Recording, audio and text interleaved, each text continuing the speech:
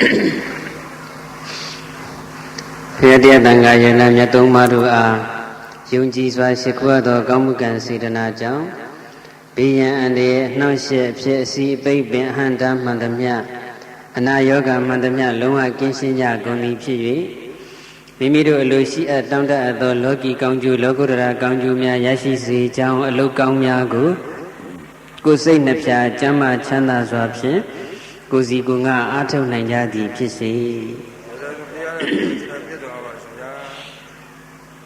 တိလာတောင်းဆိုလိုက်အာဘာလီဣသရဏိနာသာယင်္စသီလံဓမ္မယာသာမိနှုကံငါတဝါသီလာလီတာဧဗံဒီဒုတိယံပိအာဘာလီဣသရဏိနာသာယင်္စသီလံဓမ္မယာသာမိနှုကံငါတဝါသီလာလီတာဧဗံဒီတတိယံပိအာဘာလီဣသရဏိနာသာယင်္စသီလံဓမ္မယာသာမိဒုက္ခံကတဝါသီလာလိတာဧဗံဒီယမဝန္ဒာမိတံဝတိထာသမ္မာဗုဒ္ဓဘာသုယနမောတတဗဂဝတောအရဟတောသမ္မာသမ္ဗုဒ္ဓတ္တနမောတတဗဂဝတောအရဟတောသမ္မာသမ္ဗုဒ္ဓတ္တနမောတတဗဂဝတောအရဟတောသမ္မာသမ္ဗုဒ္ဓတ္တနမောတတဗဂဝတောအရဟတောသမ္မာသမ္ဗုဒ္ဓတ္တဗုဒ္ဓံတရဏံကိစ္ဆာမိဓမ္မံတရဏံကိစ္ဆာမိသံဃံတရဏံကိစ္ဆာမိ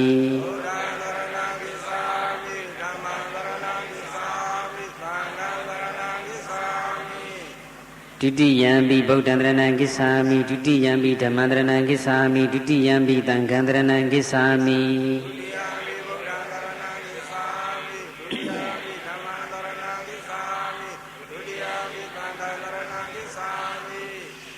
တတိယံပိဗုဒ္ဓံတရဏံကိစ္ဆာမိတတိယံပိဓမ္မံတရဏံကိစ္ဆာမိတတိယံပိသံဃံတရဏံကိစ္ဆာမိ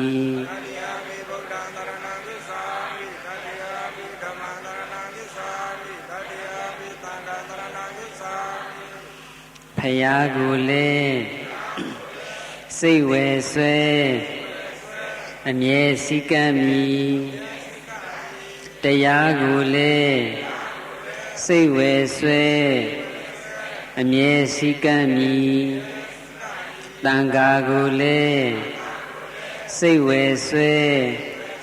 အမြဲစည်းကမ်းမည်တရဏဂမနံမဟာပုညံပါဏာတိပါဒဝရမဏိသိက္ခာပဒံသမာဓိယာမိသူအသက်လေမတတ်ဖဲအမြဲရှောင်ခြင်းမည်အဒိနာဒါနဝရမဏိသိက္ခာပဒံသမာဓိယာမိသူဥစ္စာလေမခိုးပဲအမြဲရှောင်ခြင်းမည်ကာမေတုမိစ္ဆာစာရဝရမဏိသိက္ခာပဒံသမာဓိယာမိ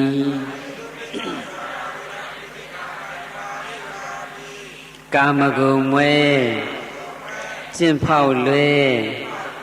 အမြဲရှောင်ခြင်းမည်မုဒ္ဒဝါဒဝရမဏိသိက္ခာပဒံသမာဓိယာမိလိမ်ညာ၍လေမပြောပဲအမြဲရှောင်ခြင်းမည်သူရာမိရယမစ္ဆပမတ္တဌာနဝရမဏိသိက္ခာပဒံသမာဓိယာမိ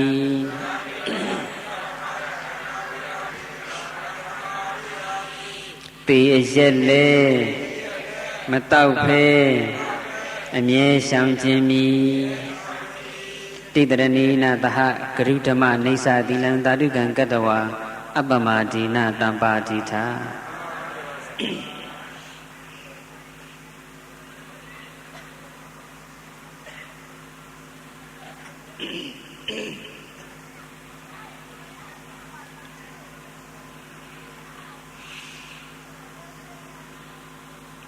ကဲအတန်စဖမ်းလို့ရပါနော်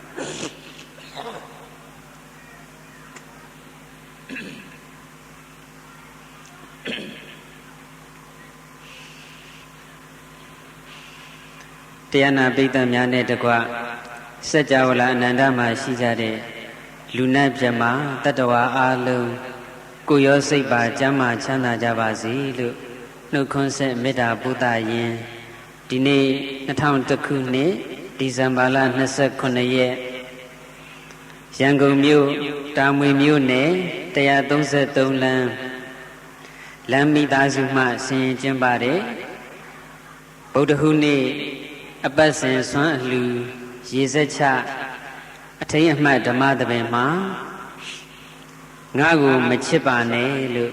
အမည်ပေးထားတဲ့တရားတစ်ပုဒ်နဲ့ဓမ္မဒါနတရားအလှူပေးလူမှာဖြစ်ပါတယ်တရားအလှူရှင်အနေနဲ့တရားအလှူမပေးလူခင်တရားအလှူခံပုဂ္ဂိုလ်များအနေနဲ့တရားအလှူမခံယူခင်တရားပိုင်ရှင်ဖြစ်တော်မူတဲ့တပ္ပိညုမြတ်စွာဘုရားရှင်ကိုထိုဘုရားရှင်ရဲ့အရဟံဂုဏ်တော်ပွားများခြင်းဖြင့်ရှေးဥစွာရှိခိုးပူဇော်ကြရအောင်အလုံးမဲ့လက်ဥချီထားပြီးတော့လိုက်ဆိုကြပါအရဟံကိလေသာကင်းစင်တော်မူသောမြတ်စွာဘုရားသုံးခေါက်ပွားလိုက်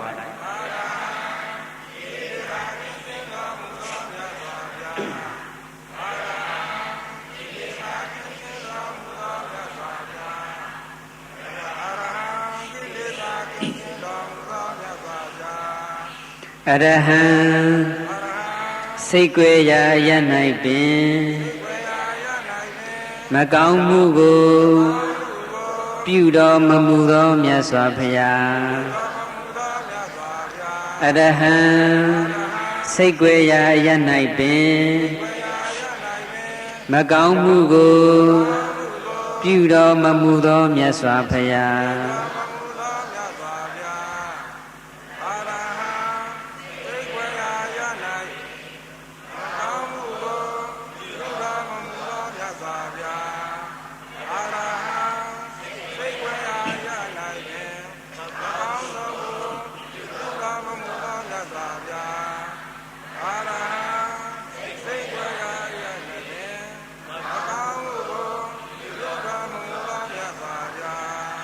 အရဟံပူဇော်ထူးကိုခံယူတော်မူထိုက်သောမြတ်စွာဘုရားဆိုလိုက်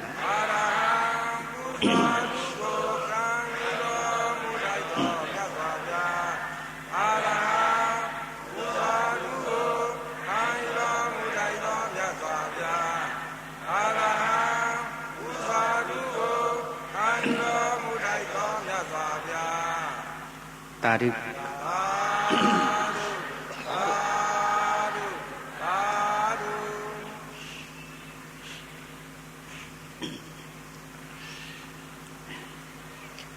မြတ်စွာဘုရားရှင်ရဲ့အရဟံဂုဏ်တော်ပွားများပူဇော်ပြီးပြီဖြစ်တဲ့အတွက်လက်အုပ်ချီထားတာလေးပြီးချထားပြီးတော့မျက်လုံးလေးတွေမှိတ်မထားပဲဖွင့်ထားပြီးတော့ထိုင်တဲ့ဣရိယာပုဂ္ဂိုလ်လည်းပဲပုံစံတစ်မျိုးညောင်းရင်ပုံစံတစ်မျိုးပြောင်းပြီးတော့တက်တာတဲ့ဣရိယာပုနဲ့ချမ်းသာစွာတရားနာယူနိုင်ကြပါပြီဒီနေ့ဟောမယ့်တရားခေါင်းစဉ်ကပါတယ်လေငါ့ကိုမချစ်ပါနဲ့ငါ့ကိုမချစ်ပါနဲ့ဆိုတဲ့စကားရက်ကပြောဆိုသူရဲ့နှလုံးသွင်းပေါ်မူတည်ပြီးတော့နားထောင်သူရဲ့နှလုံးသွင်းပေါ်မူတည်ပြီးတော့အဓိပ္ပာယ်အမျိုးမျိုးတက်ရောက်နိုင်ပါတယ်ကိုယ့်ကိုချစ်ခွင့်ပန်းလာတဲ့လူတစ်ယောက်ကိုကိုကပြန်မချစ်နိုင်လို့ငါ့ကိုမချစ်ပါနဲ့လို့ငင်းပယ်လိုက်တဲ့အဓိပ္ပာယ်လည်းပဲတက်ရောက်နိုင်ပါတယ်ကိုယ့်ကိုချစ်ခွင့်ပန်းလာတဲ့လူတစ်ယောက်ကိုကိုကချစ်ပေမဲ့မိဘကသဘောမတူလို့ဆွေမျိုးအတိုင်းဝိုင်းကသဘောမတူလို့အဆက်ရှိတဲ့ဆန့်ကျင်ဘက်အကြောင်းတရားတွေကြောင့်ချစ်ပင်ချစ်တော်ညာလဲငင်းပယ်တဲ့အနေနဲ့ငါ့ကိုမချစ်ပါနဲ့လို့ပြောဆိုလိုက်တဲ့အဓိပ္ပာယ်လည်းတက်ရောက်နိုင်ပါတယ်ပြောဆိုသူရဲ့နှလုံးသွင်းနားထောင်သူရဲ့နှလုံးသွင်းပေါ်မူတည်ပြီးတော့အဓိပ္ပာယ်အမျိုးမျိုးတက်ရောက်နိုင်တာပေါ့ငါ့ကိုမချစ်ပါနဲ့ဆိုတဲ့စကားရက်ကလေးကိုဘယ်လိုအဓိပ္ပာယ်ပေါက်လဲဘယ်လိုသဘောပေါက်လဲလို့ တကားလေးတယောက်ကိုမေးကြည့်တော့သူကဘာပြန်ပြောလဲဆိုရင်ငါ့ကိုမချစ်ပါနဲ့ငါကဘုန်းကြီးဖြစ်နေလို့ပါတဲ့သူလည်းပဲသူအဓိပ္ပာယ်ပေါက်ချင်တယ်လို့ပေါက်တာပေါ့နော်ဘုန်းကြီးတစ်ပါးကမိန်းကလေးတယောက်ကိုပြောလိုက်တဲ့ပုံစံမျိုးသူကယူဆလိုက်တာပေါ့အဲ့ဒီလိုအဖြစ်ပေါ့ဒီစကားရက်ကလေးကပြောသူရဲ့နှလုံးသွင်းနားထောင်သူရဲ့နှလုံးသွင်းပုံမူတည်ပြီးတော့အဓိပ္ပာယ်တွေအများကြီးထွက်နိုင်ပါတယ်အဲ့ဒီလိုအဓိပ္ပာယ်တွေအများကြီးထွက်နိုင်တဲ့အထက်ကဦးဇင်းတို့ဒီနေ့ဓမ္မဒါနအနေနဲ့ပြောခြင်းတဲ့အဓိပ္ပာယ်ကတော့အဲ့ဒီအဓိပ္ပာယ်ကိုသိဖို့အတွက်ဓမ္မပုံမြင်လေးတစ်ခုကိုအရင်ဆုံးအာယုံပြုကြည့်ရအောင်ရတနာဘုံခေတ်ကဆရာတော်ကြီးတစ်ပါးမိန့်ကြားတော်မူခဲ့တဲ့ဓမ္မပုံမြင်လေးဖြစ်ပါတယ်အဲ့ဒီဆရာတော်ဘုရားကြီးရဲ့ပုံမြင်လေးကိုအနေငယ်ပြုပြင်ပြီးတော့ဦးဇင်းတို့ပြောသွားပါမယ်တခါတုန်းကရွာတရွာမှာမိထဲဆိုတဲ့မိန်းကလေးတယောက်ရှိပါတယ်နာမည်နဲ့လိုက်အောင်ပဲစိတ်ဓာတ်ကလည်းထက်မြက်ပါတယ်အသိဉာဏ်ကလည်းထက်မြက်ပါတယ်မိထက်ရဲ့မိဘများက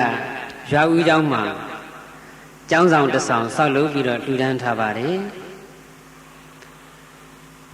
ကျောင်းလူရှင်ဖြစ်တဲ့မိထက်ရဲ့မိဘများဟာကျောင်းတစ်ခါမဟုတ်ကြဘူးကျောင်းတကားတွေဖြစ်ကြတယ်တချို့ကကျောင်းဆောက်လှူထားရည်စက်ချပြီးလို့ရှိရင်လုံးဝလှည့်မကြည့်တော့ဘူးပြစ်ထားလိုက်တယ်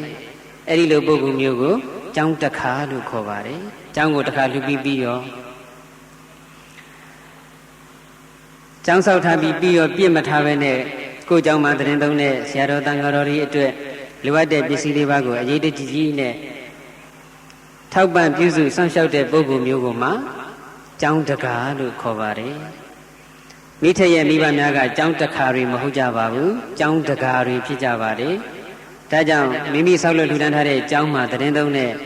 ယဟန်တော်အတွက်နေ့စဉ်ဆွမ်းပို့ပေးပါတယ်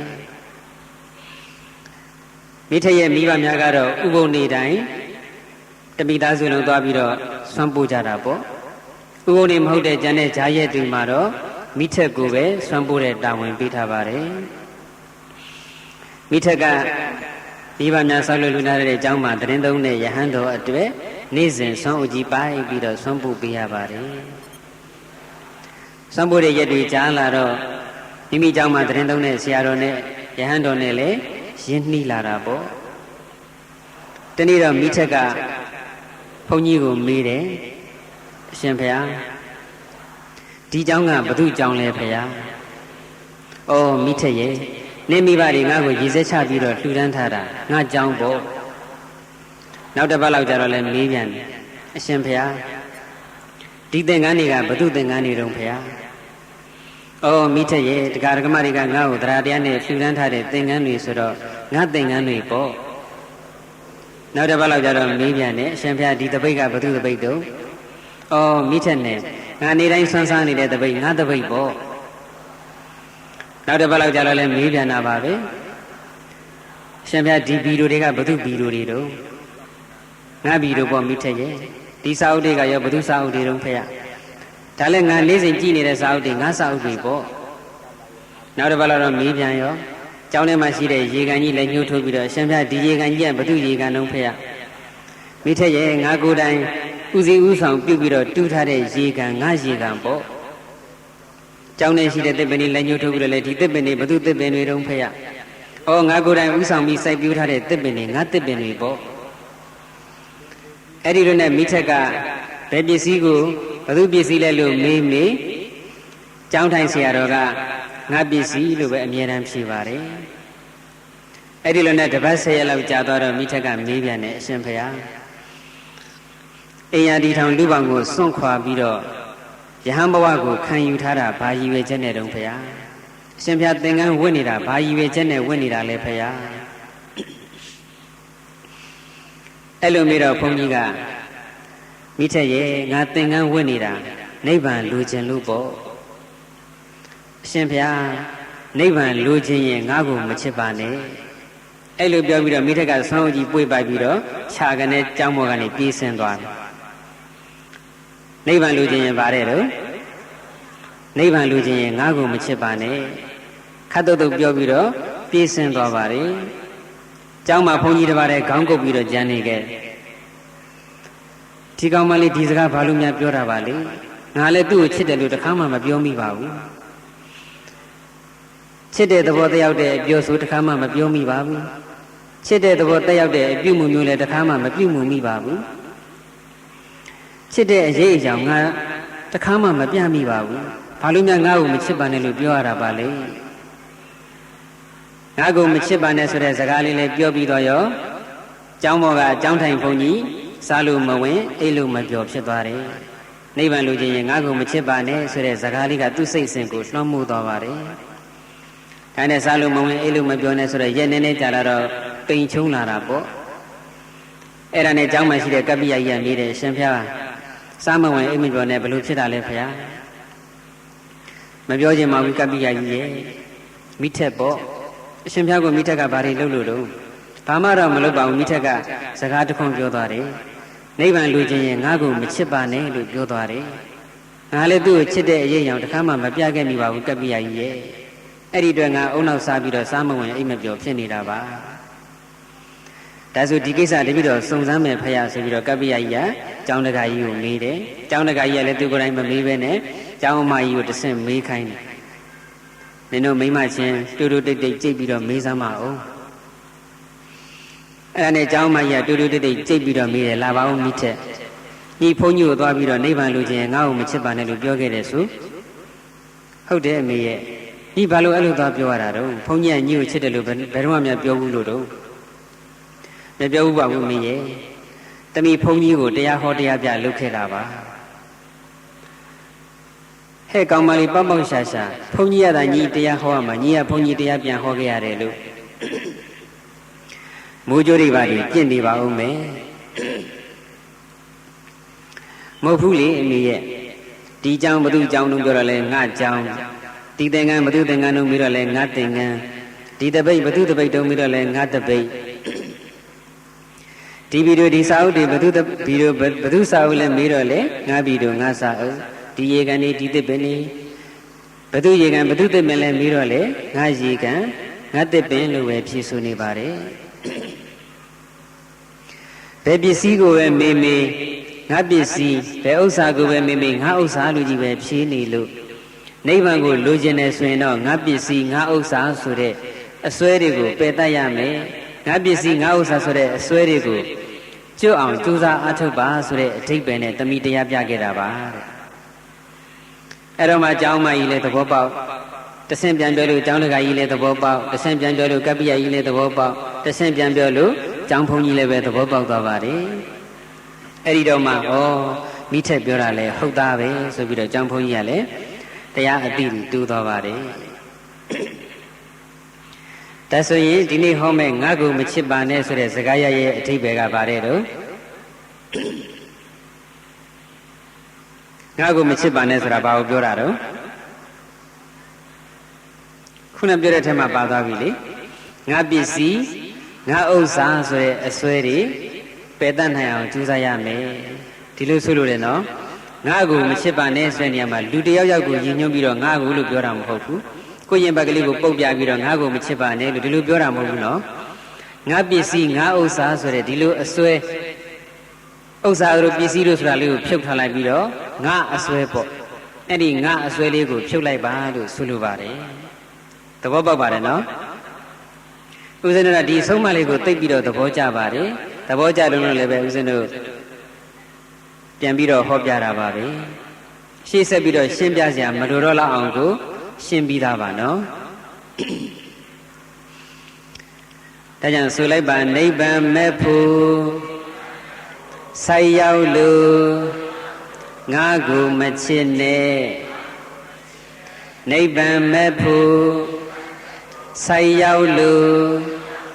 ငါကိုမချစ်နဲ့ဆိုလိုက်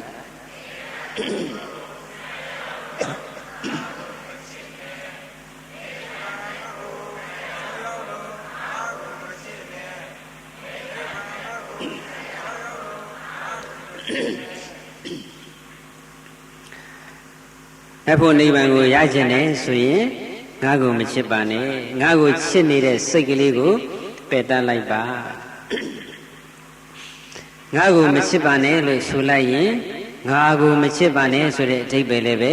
တက်ရောက်ပြီးသားဖြစ်ပါတယ်ငါဆိုတဲ့စလုံးကိုရေးတော့ဘယ်လိုရေးရမလို့ငါရေးချငါအောက်ကမြင်ငါရေးချငါဆိုတာမရှိဘဲနဲ့ငါဆိုတာရှိနိုင်မှာမလားမရှိနိုင်ဘူးဒါကြောင့်ငါကိုမချစ်ပါနဲ့လို့ဆိုလိုက်ရင်ငါကိုမချစ်ပါနဲ့ဆိုတဲ့အဓိပ္ပာယ်လည်းပဲပြောပြီးသားဖြစ်သွားပါတယ်ငါဆိုတဲ့အစွဲကိုလည်းပယ်ဖြုတ်လိုက်ပါလို့ဆိုလိုပါတယ်ငါဆိုတဲ့အစွဲကိုပါဠိလိုလေးနဲ့တွဲပြောမယ်ဆိုဘယ်လိုပြောမလဲဒိဋ္ဌိစွဲလို့ပြောရမှာပေါ့နော်တကယ်ထင်ရှားရှိတာကရုပ်တရားနံတရားတွေပဲရှိပါတယ်ထင်ရှားရှိတဲ့ရုပ်တရားနံတရားတွေကိုပါဠိလိုသက်ကာယလို့ခေါ်ပါတယ်တဆိုတာထင်ရှားရှိသောကာယဆိုတာရုပ်တရားနံတရားအပေါင်းရုပ်ကာယကြီးကိုပဲဆိုလိုတာမဟုတ်ပါဘူးတဆိုတာထင်ရှားရှိသောကာယဆိုတာရုပ်နံအပေါင်းထင်ရှားရှိတဲ့ရုပ်နံအပေါင်းမှာထင်ရှားမရှိတဲ့ငါကိုဆွဲထားတဲ့အယူအဆအမြင်မှုလို့တက္ကာယဒိဋ္ဌိလို့ခေါ်ပါတယ်တက္ကာယအပေါ်မှာဆွဲနေတဲ့ဒိဋ္ဌိမှုလို့တက္ကာယဒိဋ္ဌိတနည်းအားဖြင့်လည်းပဲတကယ်ထင်ရှားရှိတဲ့ယုတ်တရားနံတရားတွေရဲ့အပေါ်မှာတကယ်ထင်ရှားမရှိတဲ့အတ္တလို့ဆွဲထားတာမို့လို့အတ္တဒိဋ္ဌိလို့လည်းခေါ်ပါတယ်ငါဆိုတာကိုပါဠိလိုပြောတော့အတ္တပေါ့နော်အတ္တရှိတယ်လို့ယူဆထားတဲ့ဒိဋ္ဌိမို့အတ္တဒိဋ္ဌိအတ္တဒိဋ္ဌိဓမ္မတွေရဲ့အယူဆကဟောဒီခန္ဓာကိုယ်ကြီးထဲမှာအသက်ကောင်ဝိညာဉ်ကောင်ဒိဋ္ဌာကောင်အတ္တကောင်လေးရှိတယ်လို့ယူဆကြပါတယ်ဒီခန္ဓာကိုယ်ကြီးသွားလာလှုပ်ရှားနေတာအဲ့ဒီအသက်ကောင်ဝိညာဉ်ကောင်အတ္တကောင်လေးကစေခိုင်းနေလို့သွားနေတာတန်းလျှောက်နေတာလေအသက်ကောင်ဝိညာဉ်ကောင်လေးကလျှောက်ခိုင်းလို့လျှောက်နေရတာထိုင်တာလည်းပဲအသက်ကောင်ဝိညာဉ်ကောင်လေးကထိုင်ခိုင်းလို့ထိုင်နေရတာမတက်ရက်နေတာလည်းပဲအသက်ကောင်ဝိညာဉ်ကောင်လေးကရက်ခိုင်းလို့ရက်နေရတာလျောင်းနေတော့လေအသက်ကောင်ဝိညာဉ်ကောင်လေးကပဲလျောင်းခိုင်းလို့လျောင်းနေရတာကိုယ်တာဆန္ဒစားတာတောက်တာရေချိုးတာအကုန်လုံးပေါ့လေခန္ဓာကိုယ်ကြီးရဲ့ပြုမှုလှုပ်ရှားမှုမှန်သမျှဟာအတ္တကောင်လေးရဲ့စေခိုင်းချက်ကြောင့်ပြုမှုလှုပ်ရှားနေရတာလို့ယူဆကြပါတယ်ကောင်းတဲ့အာယုန်တွေခံစားနေတာလေအတ္တကောင်ဝိညာဉ်ကောင်လေးကခံစားနေတာမကောင်းတဲ့အာယုန်တွေကိုခံစားနေတာလည်းပဲအတ္တကောင်ဝိညာဉ်ကောင်အတ္တကောင်လေးကခံစားနေတာအကောင်းအဆိုးအာယုန်အမျိုးမျိုးကိုခံစားနေတာလေဒီခန္ဓာကိုယ်ကြီးအတွင်းထဲမှာရှိတဲ့အတ္တကောင်ဝိညာဉ်ကောင်လေးအတ္တကောင်လေးကခံစားနေတာလို့ယူဆကြပါတယ်ဒီခန္ဓာကိုယ်ကြီးရဲ့အရှင်သခင်ဟာအတ္တကောင်လေးပဲလို့ယူဆကြပါတယ်ဒီဘဝဒီခန္ဓာသေသွားလို့ရှိရင်ရုပ်ခန္ဓာကိုယ်ကြီးကသာသေသွားတာခန္ဓာကိုယ်တွင်းကဝိညာဉ်ကလေးအတ္တကောင်လေးလိပ်ပြကောင်လေးကတော့မသေးဘူးနောက်ဘဝနောက်ခန္ဓာတွေကိုကူးပြောင်းပြီးတော့သွားတယ်ခန္ဓာအိမ်အဟောင်းကိုစွန့်ပြီးတော့ခန္ဓာအိမ်အသစ်ကိုယူတယ်လို့ယူဆကြပါတယ်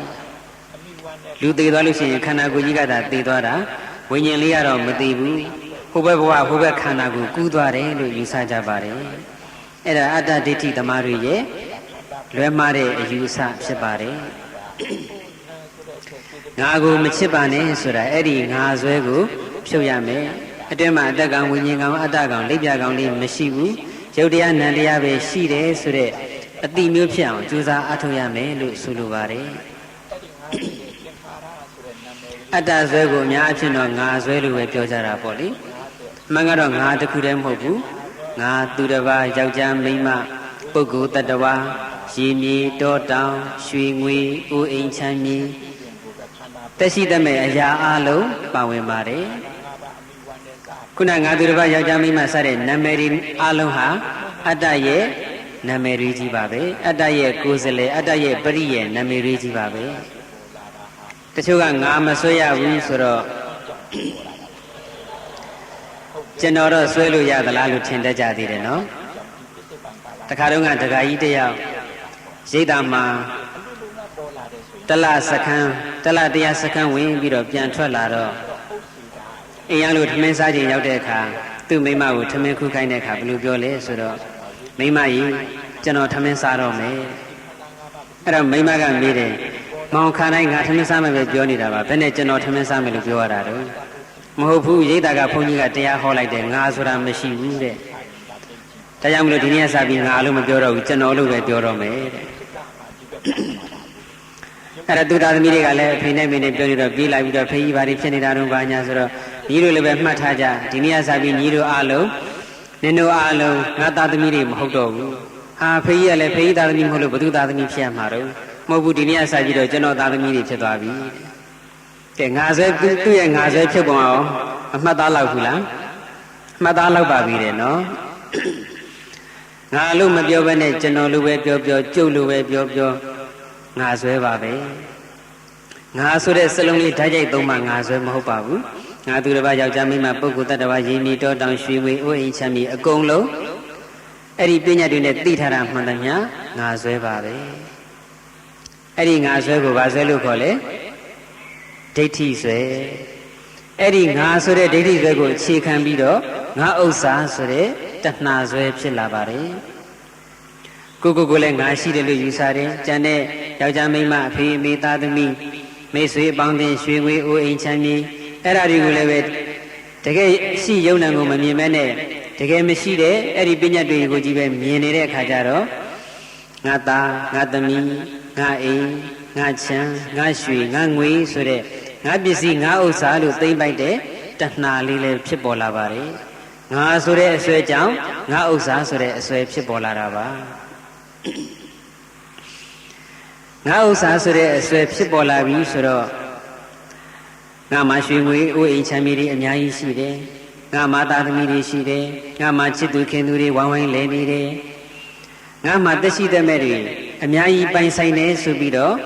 မာနလည်းပဲဖြစ်ပေါ်လာတယ်ငါမှငါဆိုတဲ့မာနငါကွဆိုတဲ့မာနလည်းပဲဖြစ်ပေါ်လာပါတယ်ငါဥစ္စာဆိုတဲ့တဏှာဆွဲကိုအကြောင်းပြုပြီးတော့ငါမှငါဆိုတဲ့မာနဆွဲဖြစ်ပေါ်လာပါတယ်ငါရဲ့ငါဥစ္စာရဲ့ငါမှငါရဲ့အဲ့ဒီအစဉ်အတိုင်းပြောမယ်ဆိုရင်တော့အစွဲသုံးမျိုးကဘာတွေတော့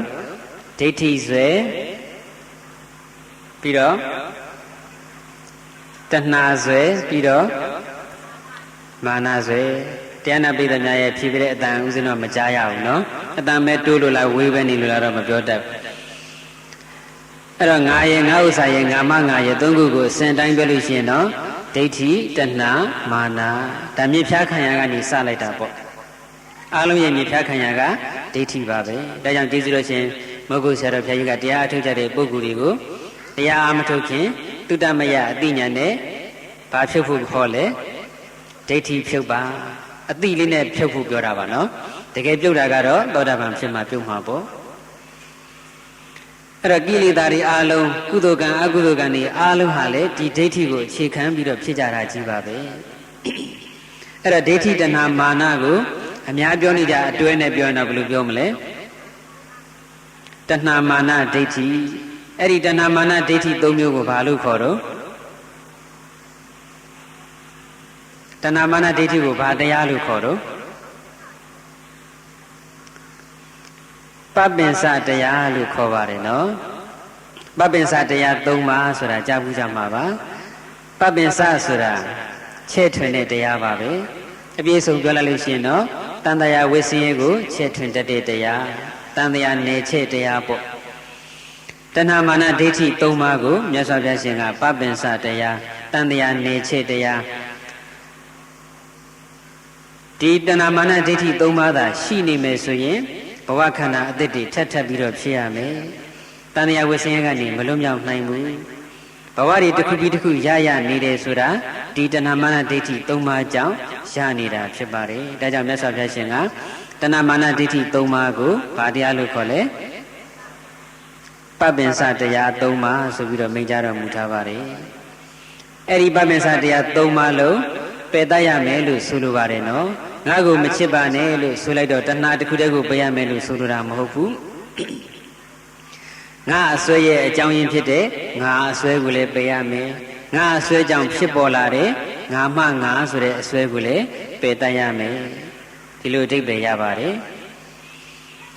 အဲ့ဒီ၃ပါးကလည်းဘယ်ချိန်ကျမှအပြည့်အစုံပယ်နိုင်လဲဆိုတော့ အရဟတမေဉာဏ်ကိုရမှအပြည့်စုံပယ်နိုင်ပါတယ်ပုထုဇဉ်ဘဝနဲ့ဆိုရင်တော့ဝိပဿနာဉာဏ်ဖြစ်နေတဲ့အခိုက်အတန့်လေးမှာတည်ငါတခဏအဖြစ်တော့ပယ်နိုင်တာပေါ့ငါဆိုတဲ့ဒိဋ္ဌိအစွဲကိုသောတာပတ္တိမက်ကိုရလို့သောတာပန်ဖြစ်မှပယ်တတ်နိုင်ပါတယ်ငါဥစ္စာဆိုတဲ့အစွဲကိုတော့တက္ကတာကံပုဂ္ဂိုလ်ကလူချမ်းသာနတ်ချမ်းသာဆိုတဲ့ကာမဂုဏ်အာယုန်တွေအပေါ်မှာငါဥစ္စာလို့ဆွဲထားတဲ့တဏှာကိုအားနည်းအောင်ပဲလုပ်နိုင်ပါသေးတယ်မပယ်တတ်နိုင်သေးပါဘူးအနာဂံဖြစ်သွားပြီအနာဂါမိမဉ္ဇဉ်ကိုရသွားပြီဆိုရင်တော့အဲ့ဒီလူချမ်းသာနတ်ချမ်းသာဆိုတဲ့ကာမဂုဏ်အာယုန်တွေကိုငါဥစ္စာလို့သိမ့်ပိုက်တဲ့တဏှာကိုအကျဉ်းမဲ့ပယ်တတ်နိုင်ပါပြီ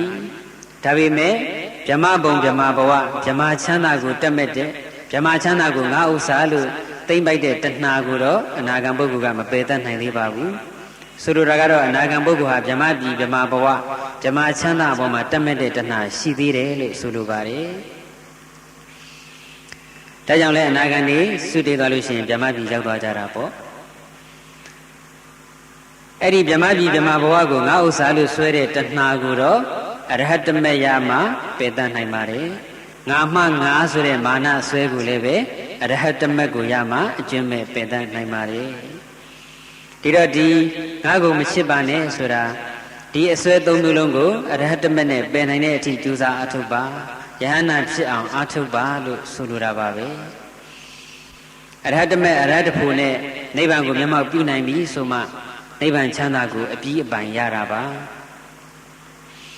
သောတာပန်လောက်ပဲဖြစ်သေးတယ်ဆိုရင်တော့နိဗ္ဗာန်ကိုအပြီးပိုင်မရသေးဘူးပေါ့ဦးဇင်းတို့ငယ်ငယ်တုန်းကကျောင်းပေါင်းစုံအားကစားပြိုင်ပွဲတွေလုပ်ကြပြီဆိုရင်ဘောလုံးပွဲဆိုပါတော့ဘောလုံးပွဲကိုကျောင်းကနိုင်တယ်ဆိုရင်ပထမရသွားတယ်ဆိုရင်ဒိုင်းစုကြီးရလာတယ်ဒါပေမဲ့အပိုင်မရသေးဘူးကျောင်းမှာဒီတိုင်းပဲတင်ထားရနောက်နှစ်မှာတခြားကျောင်းကပထမရသွားတယ်ဆိုရင်အဲ့ဒီဒိုင်းစုကြီးပြန်ပေးလိုက်ရတယ်တကယ်လို့၄နှစ်ဇက်တိုက်ပထမကြီးပဲရတယ်ဆိုရင်တော့အဲ့ဒီဒိုင်းစုကြီးကိုကျောင်းမှာအပိုင်သိမ်းထားလို့ရပါပြီဘယ်ကျောင်းကမှပေးစရာမလိုတော့ပါဘူးနောက်နှစ်တွေမှာကိုကပထမမရဘူးဆိုလေဒိုင်းစုအသက်လုပ်ပြီးတော့အဲ့ဒီဒိုင်းစုကိုအနိုင်ရတဲ့အကြောင်းပေးလိုက်ရုံပါပဲအဲ့တော့၄နှစ်ဇက်တိုက်ဒိုင်းစုကြီးကိုရမှဒိုင်းစုကြီးအပိုင်ရပါတယ်အဲ့ဒီလိုပါပဲနိဗ္ဗာန်ချမ်းသာကိုသောတာပတ္တိမဲ့နဲ့ရယုံနဲ့အပိုင်မရသေးဘူးတက္ကရာဂမိမဲ့နဲ့ရယုံနဲ့လည်းအပိုင်မရသေးဘူးအနာဂါမိမဲ့နဲ့ရယုံနဲ့လည်းအပိုင်မရသေးဘူးအရဟတမဲ့နဲ့ရမှအပိုင်ရပါတယ်မဲ့40ဖိုး40နဲ့4ချိန်ဇက်တိုက်ရမှအဲ့ဒီနိဗ္ဗာန်ချမ်းသာကိုအပြီးအပိုင်ရသွားပါတယ်ပြန်ပေးစရာမလိုတော့ဘူးအဲ့တော့သောတာပန်တက္ကရာဂအနာဂံကတော့ပြန်ပေးရအောင်လေပြန်ပေးရအောင်မယ်ဆိုတာကတင်စားပြီးတော့ပြောတာကိုရထားတဲ့နိဗ္ဗာန်ပျောက်သွားတယ်လို့ဆိုလိုတာမဟုတ်ဘူးသောတာပန်ဖြစ်ပြီးတဲ့ပုဂ္ဂိုလ်ကသောတာပန်ဖြစ်ကနေလျှော့ကြသွားလို့ဇန်လျှော့တယ်ဆိုတဲ့စကားနဲ့ကပ်ပြီးပြောရင်မဲ့လျှော့သွားလို့ဖိုးလျှော့သွားလို့ပုထုဇဉ်ပြန်ဖြစ်သွားတယ်ဆိုတာမရှိပါဘူးတကယ်သောတာပန်အစစ်ဆိုရင်ပေါ့နော်သောတာပန်အတုသောတာပန်အင်ဆိုလို့ရှိရင်တော့တရားကြီးမုံတရားမှန်တဲ့တရားမှတ်ကြောင့်နဲ့တင်ပြီးတော့စစ်ဆေးလိုက်လို့ရှိရင်ပုထုဇဉ်ပြန်ဖြစ်သွားတာတွေလည်းရှိမှာပေါ့နော်ဦးဇင်းတို့နောင်တော်ကြီးဓမ္မတုဒ္ဒအရှင်စေကိန္ဒပေါ့လေဒါကတော့နာမည်ကတော့မလို့တာလို့တစ်ချိန်ထုတ်ပြောရအဲ့ဒါနောင်တော်ကြီးဓမ္မတုဒ္ဒကသူဟောတဲ့တရားတစ်ပုဒ်မှာပါဘူးတဲ့ဦးဇင်းကပုထုဇဉ်ကိုသောတာပန်ဖြစ်အောင်မဟောနိုင်ဘူးတဲ့သောတာပန်တွေကိုပဲပုထုဇဉ်ဖြစ်အောင်ဟောပေးနိုင်တယ်တဲ့ပုထုဇဉ်ကိုသောတာပန်ဖြစ်အောင်ဟောမပေးနိုင်ဘူးတဲ့သောတာပန်ကိုပဲဘာဖြစ်အောင်ဟောပေးမလဲလို့ပုထုဇဉ်ဖြစ်အောင်ဟောပေးမယ်ဒါကသောတာပန်အစစ်ကိုတော့ပုထုဇဉ်ဖြစ်အောင်ဟောလို့မရတော့ဘူးနော်သောတာပန်အတုတွေကိုရည်ရွယ်ပြီးတော့ပြောတာပါကိုသောတာပန်မဖြစ်သေးပဲနဲ့သောတာပန်ဖြစ်တယ်လို့ထင်နေတဲ့ပုဂ္ဂိုလ်တွေထင်ယုံမကပဲနဲ့နှုတ်ကပါထုတ်ဖော်ကြွားဝါပြီးတော့ပြောဆိုတဲ့ပုဂ္ဂိုလ်တွေကိုဩငါသောတာပန်မဖြစ်သေးပါလားဒီအင်္ဂါချက်နဲ့တိုက်ကြည့်လိုက်တော့လေဩငါပုထုဇဉ်ပဲရှိသေးတယ်ဒီအရေးသွေးလေးနဲ့မှတ်ကြောက်တင်ကြည့်လိုက်တော့လေဩငါပုထုဇဉ်ပဲရှိသေးတယ်ဆိုတာသိသွားအောင်ပုထုဇဉ်ဆိုတာဘယ်လိုသောတာပန်ဆိုတာဘယ်လိုအဲ့ဒီလိုအရေးသွေးတွေကိုခွဲခြမ်းစိတ်ဖြာပြီးတော့ဟောနိုင်တယ်လို့ဆိုလိုတာပါနော်ပြီးတော့နာနာကြီးကလည်းပြောသေးတယ်သူဟောလိုက်လို့သောတာပန်ကနေပုထုဇဉ်ဖြစ်သွားတဲ့လူတွေမနေတော့ဘူးတဲ့ဒါတကယ်သောတာပန်အစစ်မဖြစ်လို့ပေါ့နော် အဲ့တော့အဲ့ဒီလိုသောတာပန်အစစ်ကသောတာပတိမဲ့လျှောသွားတယ်သောတာပတိဖို့လျှောကျသွားတယ်လို့မရှိပါဘူးဒါပေမဲ့သောတာပန်ပုဂ္ဂိုလ်သိသွားလို့ရှိရင်သုတိစိတ်ကြပြီးတဲ့တတိုင်းနဲ့အသင်္ခတနိဗ္ဗာန်ချမ်းသာကိုဒိုင်းကနေရောက်သွားတယ်ဆိုတာမရှိပါဘူး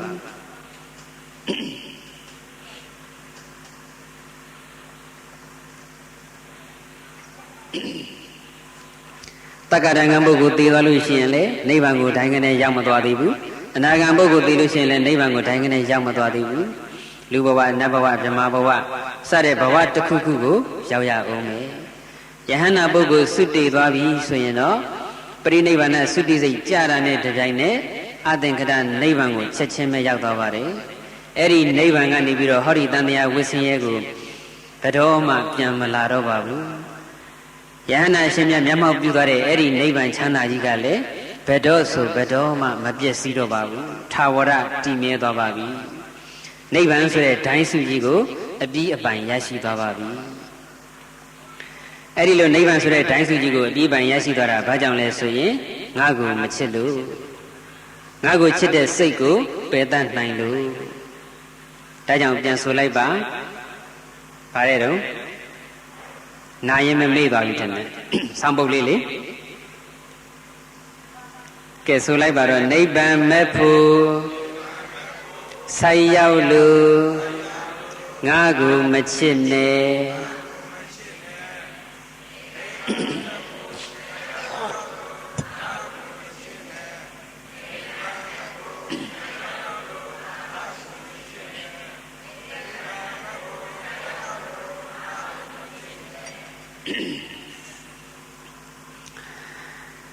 နိဗ္ဗာန်မဲ့ဖို့ဆက်ရောက်လို့ရင်ငါကိုမချစ်ပါနဲ့ဆိုတဲ့အဆုံးအမဟာမြတ်စွာဘုရားရှင်ရဲ့အဆုံးအမနဲ့လည်းတစ်ထပ်သေးကြပါတယ်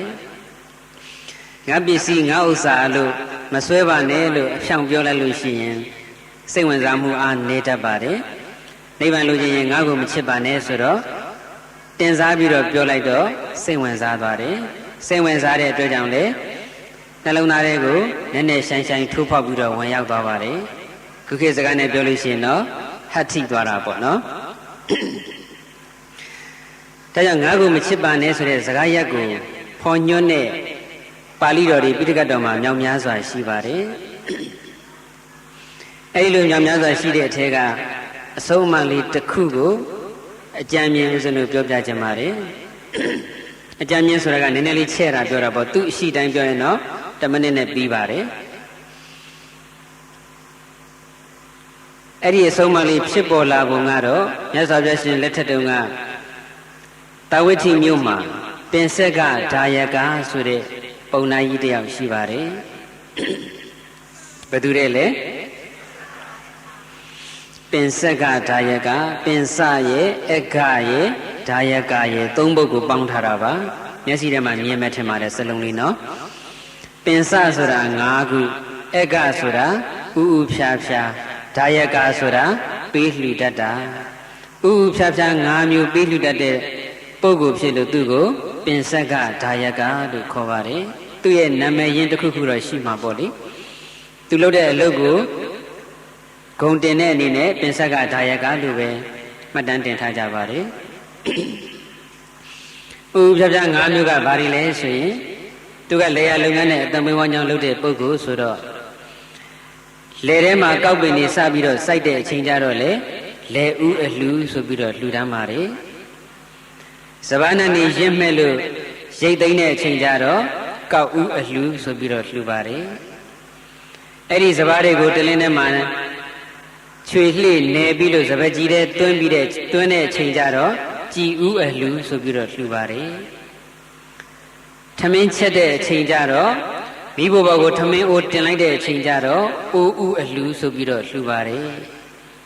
အိုးဥအလှူဘယ်လိုလှူသလဲဆိုတာတော့ပြမထားပါဘူးတွေးကြည့်ရတာကတော့ထမင်းချက်ခံနီးအိုးတဲ့ဆန်ထည့်တဲ့အခါကိုစားမဲ့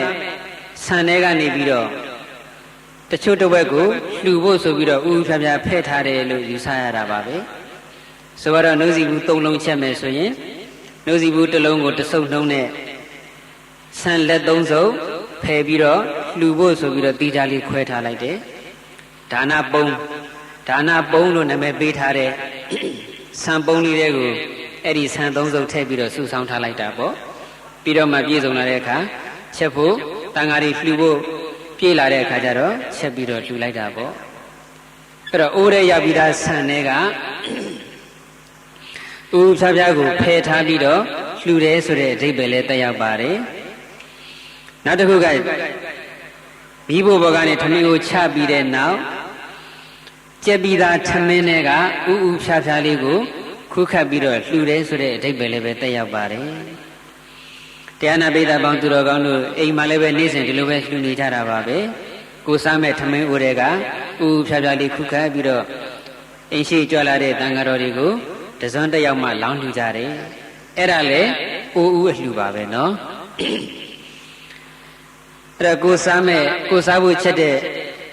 ထမင်းအတွက်ကိုစားဖို့ချက်တဲ့ဆန်တွေကဥဖြားဖြားလေးကိုဖဲ့ပြီးတော့လှူတာလဲအမတန်မွန်မြတ်ပါတယ်ကိုစားမဲ့တဲ့ကလျှော့စားပြီးလှူတဲ့သဘောပေါ့ချက်ပြီးသားထမင်းတွေကဥဖြားဖြားတစွန်းတစ်ယောက်မှကိုလှူတာလည်းပဲမွန်မြတ်ပါတယ်တန်ခါအများကြီးကိုလှူရတာဆိုရင်တော့လေဒါသီးသန့်ချက်ရမှာပေါ့နော်သီးသန့်ချက်တဲ့အပြင်ကိုစားမဲ့ထဲကလည်းလျှော့ပြီးတော့ထပ်လှူပါကိုကဘလောက်ပဲတတ်နိုင်ပေါ့နော်ဒါကအိုးအလှူ5မျိုးမှတ်မိရဲ့လားပထမဆုံးအလှူကလေဥအလှူနောက်တစ်လှူကကောက်ဥအလှူနောက်တစ်ခုကကြည်ဥအလှူနောက်တစ်ခုကအိုးဥအလှူနောက်တစ်ခုကတော့ခွက်ဥအလှူတဲ့ထမင်းစားတော့မယ်ဆိုပြီးတော့ထမင်းပကံထဲကိုထမင်းခူးပြီးပြီဆိုလို့ရှိရင်ပကံထဲမှာခူးပြီးသားထမင်းတွေကဥဖြားဖြားလေးကိုလည်းအလှူကံပုဂ္ဂိုလ်ကိုလှူပြီးတော့မှစားပါတယ်ခုခေတ်စကားနဲ့ပြန်တော့ပကံဥအလှူပေါ့လေအဲ့တော့ခွက်ဥအလှူကိုစားဖို့ခူးထားတဲ့ထမင်းတွေကထမင်းကိုမစားခင်ပတ်ဝန်းကျင်လှည့်ကြည့်လိုက်တဲ့လူခံပုဂ္ဂိုလ်များရှိသလား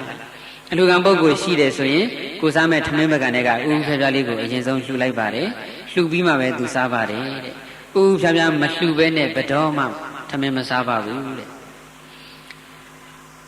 အဲ့တော့ပင်စက်ကဓာယကပုံနာကြီးရဲ့ဥဖြားဖြားအလှူ5မျိုးကလည်းတရားနာပေးတယ်များအတူယူကျင့်သုံးဖို့မကောင်းဘူးလားကောင်းပါတယ်ရန်ကုန်ကပုဂ္ဂိုလ်တွေဆိုတော့လဲတော့မစိုက်ကြဘူးပေါ့လေစိုက်တယ်လို့လည်းရှိချင်းရှိမှာပေါ့အဲ့တော့လဲစိုက်တဲ့ပုဂ္ဂိုလ်ကလဲဥတို့ကောက်ဥတို့ကြည်ဥတို့လှူတယ်ကိုကလဲမစိုက်ဘူးဆိုလို့ရှိရင်ကိုလှုပ်တဲ့အလုံးနဲ့လိုက်လျောညီထွေတဲ့အဥအလှူလေးတွေလှူဒန်းကြရမှာပေါ့ဆိုတော့ဈေးရောက်တဲ့ပုဂ္ဂိုလ်ဆိုလို့ရှိရင်လေမနေ့စောစောဆိုင်ဖွင့်ပြီဆိုတာနဲ့ဆိုင်ရှိအလူကံပုဂ္ဂိုလ်ရောက်လာတယ်ဆိုရင်ဝမ်းမြောက်ဝမ်းသာတရားထက်တဲ့တန်တန်နဲ့လှူရမှာပေါ့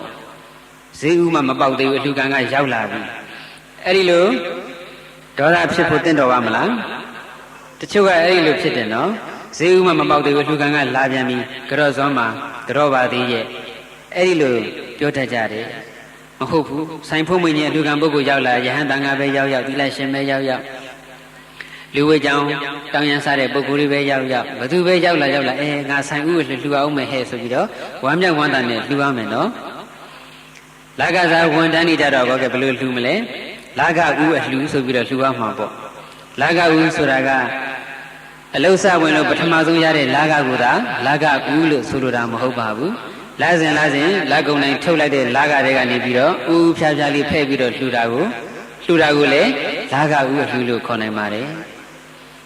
လာကထုတ်တဲ့နေ့ကြတော့ဆိုတော့အမျိုးသမီးဝန်ထမ်းနေဆိုလို့ရှိရင်လာကထုတ်တဲ့နေ့မှာလာကထုတ်ထားတဲ့ပတ်စံလေးကန်ပြီးတော့ဘုန်းကြီးကျောင်းပြေးလားအထဲဆိုင်ပြေးလားတရင်စီပြေးလားဘုန်းကြီးကျောင်းပြေးလားတရင်စီပြေးတဲ့လူကများမယ်ထင်တယ်နော်အဲ့တော့လာကလေးရလာပြီဆိုရင်ပထမဆုံးရတဲ့လာကမှမဟုတ်ဘူးလာစဉ်ရတဲ့ကိုရတဲ့လာကလေးတွေကဘယ်လောက်ကိုတော့ဖြင့်ဘုရားကိုလူမယ်ဘယ်လောက်ကိုတော့ဖြင့်တရားကိုလူမယ်ဘယ်လောက်ကိုတော့ဖြင့်သံဃာကိုလူမယ်ဘယ်လောက်ကိုတော့ဖြင့်မိဘကိုလူမယ်ဘယ်လောက်ကိုတော့ဖြင့်အကိုမဦးကြီးဦးလေးဒေါ်ကြီးဒေါ်လေးစသည်အဖြစ်ပေါ့လေအလေးမြတ်ပြုထိုက်တဲ့လှူထိုက်တဲ့ပုဂ္ဂိုလ်တွေကိုလှူမယ်လို့များနှလုံးသွင်းပြီးတော့ကိုစွမ်းနေသလားလှူမယ်ဆိုရင်ဘယ်လောက်မွန်မြတ်ထားလဲတခါတရံကိုကတတ်နိုင်လို့လှူတာမျိုးကိုသာဆိုလိုတာမဟုတ်ဘူးနော်အဲ့လိုဖြားဖြားလေးတွေလှူရတာကလည်းအင်မတန်ကြည်နူးစရာကောင်းပါတယ်ဖြားဖြားလေးတွေလှူတော့အကျိုးပြီးတော့လေဖြားဖြားလေးတွေပေးတာပေါ့ဒါကြောင့်လယ်သမားကလယ်ဥအလှူတို့ဘာလို့လှူသလိုကိုကလည်းဆိုင်ဥအလှူတို့လာကဥအလှူတို့လှူဒန်းရမှာပေါ့ ဒါတော့ကိုလုပ်တဲ့စီးပွားရေးလုပ်ငန်းပေါ်မူတည်ပြီးတော့ညာနဲ့ချက်ထွင်ပြီးတော့သဘောပေါက်လိုက်ပါအလုပ်တစ်ခုလုပ်လိုက်လို့ဆိုတော့ရိုးရိုးပုဂ္ဂလိကစီးပွားရေးသမားဆိုလို့ရှိရင်လေလုပ်ငန်းလေးတစ်ခုလုပ်လိုက်လို့အဆင်ပြေသွားပြီဆိုလို့ရှိရင်ကဲဒီလုပ်လေးအဆင်ပြေသွားလို့ဒါဥဖြားဖြားလှူမယ်ဒီလိုလုပ်ရမှာပေါ့အများစုကတော့ဘယ်လိုလုပ်ကြတယ်လဲဆိုရင်လုပ်ငန်းလေးတစ်ခုအဆင်ပြေသွားပြီဝင်ကောင်းလေးပြီးသွားပြီဆိုရင်တကယ်ရင်းနေနဲ့တောက်လိုက်စားလိုက်ဒါပဲလုပ်ကြတာများတယ်နော်အဲ့ဒီလိုမလုပ်ရဘူးအလုပ်လေးတစ်ခုအဆင်ပြေသွားတဲ့ဆိုရင်ဥဖြားဖြားဘုန်းကြီးကြောင့်ပြည်ပြီးလှူတာမျိုးဖယားပြည်ပြီးလှူတာမျိုးမိဘကိုပြည်ပြီးတော့လှူတာမျိုးအဲ့ဒီလိုဥဖြားဖြားအလှူမျိုးတွေလုပ်ရပါတယ်အဲ့တော့ခွဲဥအလှူဆိုတာကတော့တရားနာပိဋကများအားလုံးနေ့စဉ်နေ့တိုင်းထမင်းစားနေကြတာဆိုတော့ဒီအလှူလေးကတော့နေ့စဉ်ဝတ်ထားပြီးတော့ကိုလုပ်တဲ့ပါတယ်ထမင်းစားတော့မယ်ဆိုရင်ကိုစားမဲ့ကိုယ်ပကံနဲ့ရောက်ပြီးတာကိုစားမဲ့ထမင်းတွေကဥဖြားဖြားလေးထိတ်ဆုံးကနေပြီးတော့သုံးလေးလုံးစားလောက်ကိုဥချထားပြီးတော့လှူတဲ့ပါတယ်ဆိုအိမ်အဝါကိုကြောပေးပြီးတော့အိမ်အတွင်းနိုင်ရဘက်ကိုမျက်နှာမူးပြီးတော့သူကထမင်းစားနေတယ်သူထမင်းမစားခင်ပတ်ဝန်းကျင်ကြည့်လိုက်တော့လူကံပုဂ္ဂိုလ်ကလည်းမရှိတော့သူပဲဆက်ပြီးတော့စားလိုက်တာပေါ့အဲ့ဒီအချိန်မှာအိမ်ရှိမှမြတ်စွာဘုရားကဆွမ်းခံကြွတယ်ဆွမ်းခံမတ်တက်ရက်ပုံနာကြီးကတော့ထမင်းစားနေပြီပေါ့မြတ်စွာဘုရားအိမ်ရှိဆွမ်းခံကြွလာတာကိုဆွမ်းခံရက်နေတာကိုပိဿကတကပုံနာကြီးကတော့ကြိုးပေးထားလို့မမြင်ရဘူးပုံနေမကြီးကတော့မြင်ရတယ်ပုံနေမကြီးကတော့ဟင်းနေပါလိခုခတ်ပေးရက်တောင်လေးပါလေးခတ်ပေးနဲ့ဝေယဝဆလှုပ်ပေးနေတာဆိုတော့မြင်တာပေါ့မြင်မိမလို့တခါကြီးကိုပိဿကတကပုံနာကြီးကိုဖို့မဖះဆွမ်းခံကြွလာတယ်လို့မပြောဘူးပြောလိုက်လို့ရှိရင်ပုံနာကြီးကစားနေတဲ့ထမင်းတွေလှူပြစ်လိုက်လိမ့်မယ်အကုန်လုံးလှူပြစ်လိုက်လို့ရှိရင်ငါထမင်းထက်ချက်နေရလိမ့်မယ်သူထမင်းထက်ချက်ရမှာဆိုလို့နော်ပုံနာကြီးကမြတ်စွာဘုရားကြွလာတဲ့ရင်ထမင်းတွေအကုန်လှူပြစ်လိုက်ရင်ငါထမင်းထက်ချက်နေရလိမ့်မယ်ထမင်းထက်မချက်ချင်တော့ဘူးဆိုပြီးတော့ပြင်းနာနဲ့အဲ့ဒါမြတ်စွာဘုရားဆွမ်းခံကြွတာကိုမပြောဘဲထားတယ်ပုံနာကြီးဘေးပြီးလှဲ့ပြီးတော့ဟင်းလေးပါလေးခတ်လိုက်လို့ရှိရင်မြင်သွားမှဆိုလို့ဆိုပြီးတော့အိမ်တကားဝါကိုသူ့ခန္ဓာကိုယ်ကြီးနဲ့ကိုယ်ထားလိုက်သေးတယ်လာပြီးဝင်းကြီးကိုလက်နဲ့ကာထားသလိုတဲ့အဲ့ဒီလိုကိုယ်ထားပြီးတော့နည်းနည်းလေးကြာတော့ခေါင်းလေးစောင်းပြီးတော့မျက်စောင်းလေးထိုးကြည့်လိုက်မြတ်စွာဘုရားကြွသွားပြီလားလို့အိမ်ဘဝကိုခန္ဓာကိုယ်ကွယ်ပြီးတော့ရက်ထားတဲ့ဆိုမှတော့ဆောင်းမလောင်းညင်မှုဆိုတဲ့အတိတ်ပဲမြတ်စွာဘုရားသဘောပေါက်ဖို့ကောင်းတယ်ပေါ့အဲ့ဒါနဲ့ကိုယ့်ကိုယ်သဘောပေါက်ပြီးတော့များကြွမလားဆိုမျက်စောင်းလေးထိုးကြည့်တော့မြတ်စွာဘုရားကရက်မြဲရက်နေစေပဲဖြစ်တယ်ကရောဇွမ်းမဖះလို့လည်းအကျေကြီးမអော်ရဲဘူးអော်လိုက်လို့ရှိရင်ပုံနာကြီးကြားသွားမယ်ကြားတော့ရင်ပုံနာကြီးကထမင်းနေလှူပြက်လိုက်မှစိုးတယ်ဒါကြောင့်မလို့ကရောဇွမ်းမဖះလို့ကြဲကြဲမអော်ပဲနဲ့ပုံနာကြီးရဲ့နောက်ကျောကနေနည်းနည်းလေးခြေတော့3-4 လမ်းလောက်ဆုပ်ပြီးတော့ကရောဇွမ်းမဖះတူတူလေးတော့ပြောလိုက်ကြည့်ရတာကတော့အဲ့ဒီပိဿကတကပုံနာကြီးရဲ့အိမ်ဟာခြံနဲ့ဝင်းနဲ့အိမ်ဟုတ်ဟန်မတူပါဘူးလမ်းမဓမ္မောကအိမ်မျိုးဖြစ်မှာပါပဲဒါကြောင့်မလို့ပုံနာကြီးနောက်ကနေခြေ3-4 လမ်းလောက်ဆုပ်ရုံနဲ့ဒါဖះကြားလောက်ယုံတူတူလေးပြောလို့ရတာပေါ့ကရောဇွမ်းမဖះလို့ပုံလေးမကြီးကတူတူလေးပြောလိုက်တော့မြတ်စွာဘုရားကခေါင်းရမ်းပြလိုက်တယ်ကရောဇွမ်းမဖះဆိုတာဗမာလိုရှင်းချင်းအောင်ဘာသာပြန်ထားတာပါဠိမူရင်းတိုင်းဆိုရင်တော့ကရောဇွမ်းမဖះဆိုတာကိုပြသတဲ့ပါဠိကအတိတ်သထဗန္ဒီတဲ့ဗန္ဒီကတော့ရှင်ဘုရားမို့လို့ထားလိုက်တော့အတိတ်သထအတိဆိုတာဒီအိမ်ကိုကြော်လွန်ပြီးတော့အိသထဟိုဘက်အိမ်မှာဆွမ်းအလိုရှိတော်မူပါဒီအိမ်ကိုကြော်ပြီးတော့ဟိုဘက်အိမ်မှာဆွမ်းအလှခံတော်မူပါဖေဟာလို့ဒီလိုဆိုလိုပါတယ်နော်အဲ့ဒါကြီးရှေ့လျားနေလို့မြမမှုပြုလိုက်တော့ကရောဇွမ်းမဖေဟာရင်လဲရင်ကျေးသွားတာပေါ့အဲ့ဒါပုံလေးမကြီးပြလိုက်တာကတော့အတိတ်သထဗန္ဒီအရှင်ဘုရားဟိုဘက်အိမ်ကြွတော်မူပါဖေဟာအဲ့ဒီလိုပြောတော့မြတ်စွာဘုရားကဖြစ်ရင်မကြွဘူးဆိုတဲ့အတိတ်ပဲမျိုးနဲ့ခေါင်းရမ်းပြလိုက်တာပါဇက်ကတော့ထုတ်မပြောဘူးပေါ့နော်ခေါင်းရမ်းပြလိုက်တယ်အဲ့တော့ပုံလေးမကြီးကអော်ပြီးတော့ရှိတာပေါ့တလောကလုံးကအလေးမြတ်ပြရတဲ့မြတ်စွာဘုရားလိုပုဂ္ဂိုလ်မျိုးကကရောဇွမ်းမဘုရားပြောတာကိုဟိုဘက်အိဆက်ကြွပါဘုရားပြောတာကိုမကြွနိုင်ဘူးဟင်းမကြွနိုင်ဘူးဆိုတဲ့အဓိပ္ပာယ်နဲ့ခေါင်းရမ်းပြတော့ဟာတိုက်ပြီးတော့ရှိလိုက်တယ်အိမ်တွေသိက္ခာအပြည့်နဲ့နေရမယ့်ပုဂ္ဂိုလ်ကဆွမ်းငံတဲ့ကိစ္စလေးနဲ့ပတ်သက်ပြီးတော့ခေါင်းရမ်းပြတော့ရှိကျင်သွားတာပေါ့သူကလည်းဟာတိုက်ပြီးတော့ရည်တယ် အဲ့ဒီအချိန်မှာပဲမြတ်စွာဘုရားကလည်းရောင်ကြီးတော်6တွေကိုအိမ်ထဲကိုပုံနိုင်ကြီးမြင်အောင်လွှတ်လိုက်တယ်ပုံနိမကြီးစီတာလဲကြားတယ်မြတ်စွာဘုရားရဲ့ရောင်ကြီးတော်တွေကိုလည်းဖူးတွေ့ရတယ်ဆိုတော့မြတ်စွာဘုရားအိမ်ရှိဆွမ်းခံကြွလာတယ်ဆိုတာသိတော်ပါတယ်သိတော်တော့တခါလေသူစားလက်စားထမင်းမကန်ကြီးတန်းတစ်ဖက်နဲ့ကန်ပြီးတော့မချလာပြီးတော့ပုံနိမကြီးကိုနည်းနည်းလေးဆွေးလိုက်သေးတယ်ဘုရားကြွလာတာငါ့ကိုဘာလို့မပြောရတာလဲနေငါ့ရဲ့ကုသိုလ်ခွင့်လန်းတွေကိုပိတ်ပင်တာပဲနေငါ့ကိုဖျက်ဆီးတာပဲအဲ့လိုလေးနည်းနည်းပါးပါးညီတွင်တောက်တီးပြီးတော့ဘုရားရှိခိုးဆွမ်းမကန်ကြီးကန်ပြီးတော့ထမင်းမကန်ကြီးကန်ပြီးတော့ရောက်သွားတယ်မြတ်စွာဘုရားကြွလာမှမသိလို့တပည့်တော်ထမင်းဆက်စားနေမိပါတယ်အခုတပည့်တော်စားတာထမင်းတဝက်တောင်တဝက်တိတိကျိုးသွားပါပြီခုတဝက်တော့ကျန်နေပါသေးတယ်တကယ်လို့များဒီထမင်းတဝက်အကြံလေးကိုမြတ်စွာဘုရားကိုလှူမယ်ဆိုရင်မြတ်စွာဘုရားအလှူခံပါမလားဖေ။ဖုံးပေးပါမလားဖေ။အဲ့တော့မြတ်စွာဘုရားရှင်ကပုံနာကြီးငါတို့အလှူခံပုဂ္ဂိုလ်ယဟန်တော်တွေဆိုတာကသူတစ်ပါးပေးမှကျွေးမှစားရတယ်ပရဓတ္တုပဇီဝီလို့ခေါ်တဲ့ပြိတ္တာတွေနဲ့အတူတူပါပဲ။ဥဖြာဖြာလှူလို့ရှိရင်လည်းအလှူခံပြီးတော့ဖုံးပေးကြတာပါပဲ။တဝက်စားပြီးတဝက်ကြံကိုလှူဒန်းလို့ရှိရင်လည်းပဲလှူခံပြီးတော့ဖုံးပေးကြတာပါပဲ။စားခြင်းစားကြံတလုတ်တဆုပ်လေးကြံတာကိုလှူလို့ရှိရင်လည်းအလှူခံပြီးတော့ဖုံးပေးကြတာပါပဲ။စားဦးစားဖြာပဲလှူစားလေစားလက်ပဲလှူစားနှောင်းစားကြံပဲလှူငါတို့အလှူခံပုဂ္ဂိုလ်တွေအတွက်တပ္ပယဖြစ်ပါတယ်တင့်တော်လျောက်ပတ်ပါတယ်အဲ့ဒီလိုပြောလိုက်တော့ပုံနာကြီးကမြတ်စွာဘုရားကိုသိကြည်ညိုသွားတယ်မင်းမျိုးမင်းတွေကဆင်းသက်လာတဲ့ပုဂ္ဂိုလ်တော်လောကလုံးမှာအထွတ်အမြတ်ဆုံးဖြစ်တဲ့ပုဂ္ဂိုလ်ကတဝက်ငါစားပြီးသားတဝက်အကြံလှူတာကိုတင့်ရဲ့စားခြင်းစားကြတဲ့ငါဘာလုပ်မှလဲလို့မပြောဘဲနဲ့အခုလိုပြောတယ်ဆိုတော့သိပြီးတော့ကြည်ညိုသွားတယ်ဒါနဲ့သူ့ရဲ့တဝက်စားပြီးသားထမင်းအကြံတွေကိုမြတ်စွာဘုရားရဲ့တပိတ်ထဲလောင်းလှူလိုက်ပါတယ်ဟင်းနေလည်းပဲဟင်းမကန်နဲ့ကြံတဲ့အကြံတွေကိုလောင်းလှူလိုက်ပါတယ်လောင်းလှူလိုက်ပြီးတော့ကြည်ညိုတဲ့အစိမ်လေးနဲ့ဆွမ်းလောင်းပြီးတော့မတ်တက်ရက်နဲ့ပဲမေခွန်းတစ်ခုမေးပါတယ်အရှင်ဘုရားကအရှင်ဘုရားကအရှင်ဘုရားရဲ့တပည့်သားတွေကိုဘိက္ခုလို့မကြခေါ်တယ်တပည့်တော်ကြားဘူးပါတယ်ဘယ်လိုအင်္ဂါရက်တွေနဲ့ပြည့်စုံတဲ့ပုဂ္ဂိုလ်ကိုဘိက္ခုလို့ခေါ်တာပါလဲဘုရားဘယ်လိုအည်အသွေးနဲ့ပြည့်စုံတဲ့ပုဂ္ဂိုလ်ကိုဘိက္ခုလို့ခေါ်တာပါလဲဘုရားအဲ့ဒီလိုမျိုးတော့မြတ်စွာဘုရားရှင်ကဘိက္ခုရဲ့အဓိပ္ပာယ်ကိုဒီပုံနာကြီးနဲ့ဒီပုံလေးမကြီးသဘောပေါက်အောင်ငါဘယ်လိုဟောရမလဲစဉ်းစားလိုက်ပါဘိက္ခုဆိုတဲ့စကားလုံးကတော့ပြန်နာသေးတယ်မှာကြားဘူးနေကြတယ်နော်ဘိက္ခုဆိုတာဘာလို့ဘိက္ခုဆိုတာယဟန်လို့ပဲဘာသာပြန်ကြတယ်သူ့ရဲ့ပါဠိမူရင်းကထက်တဲ့အဓိပ္ပာယ်လေးတွေဦးဇင်းတို့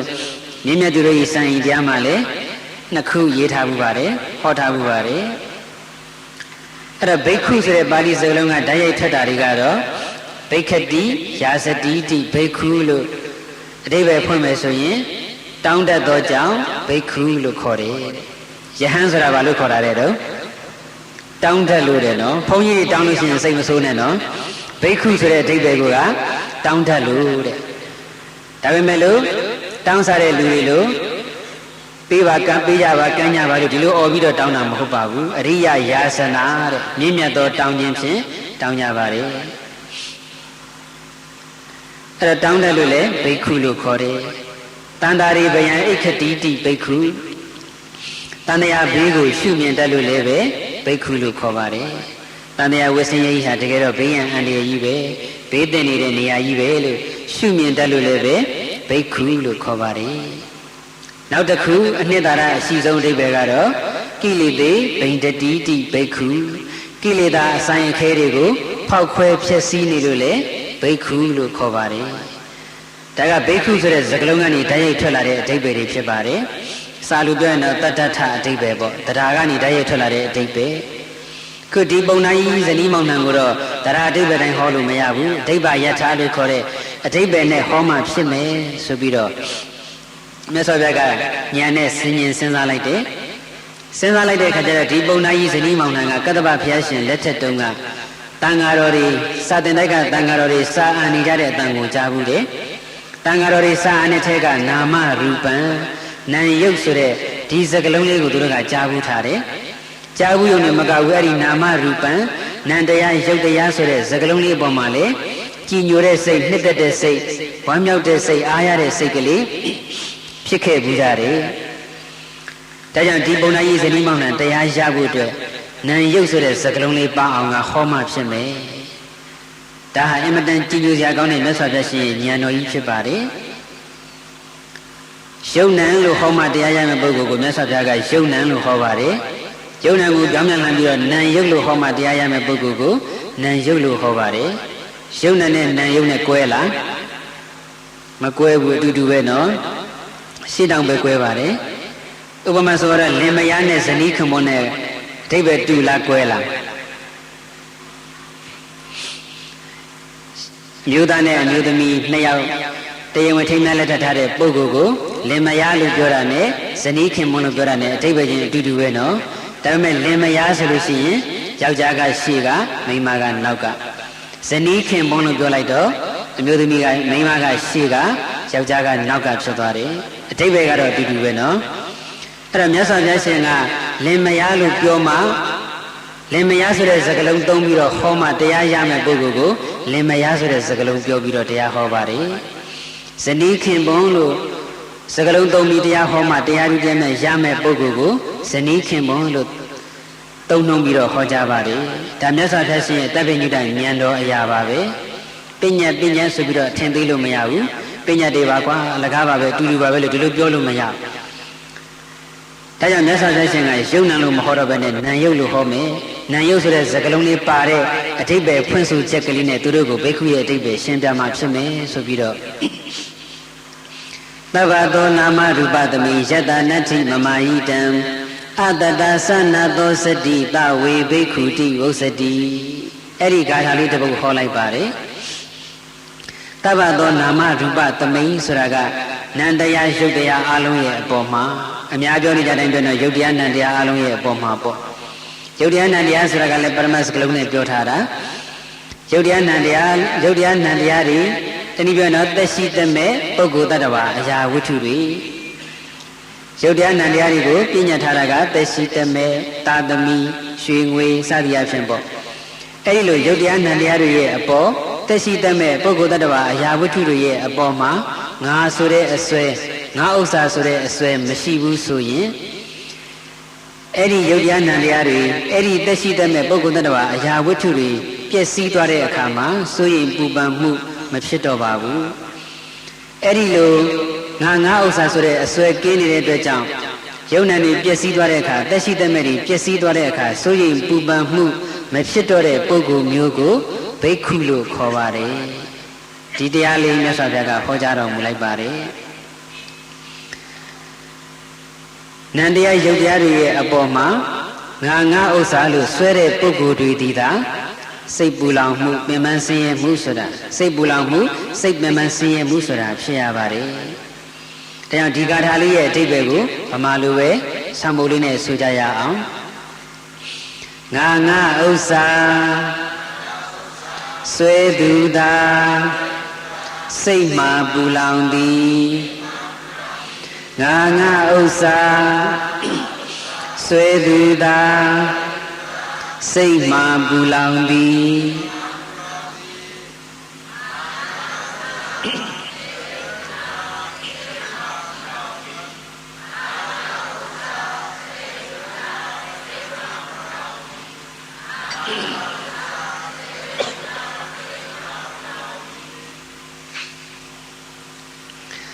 လူသားတွေစိတ်ပူလောင်ကြတယ်စိတ်ပင်ပန်းကြတယ်စိတ်ဆင်းရဲကြတယ်ဆိုတာ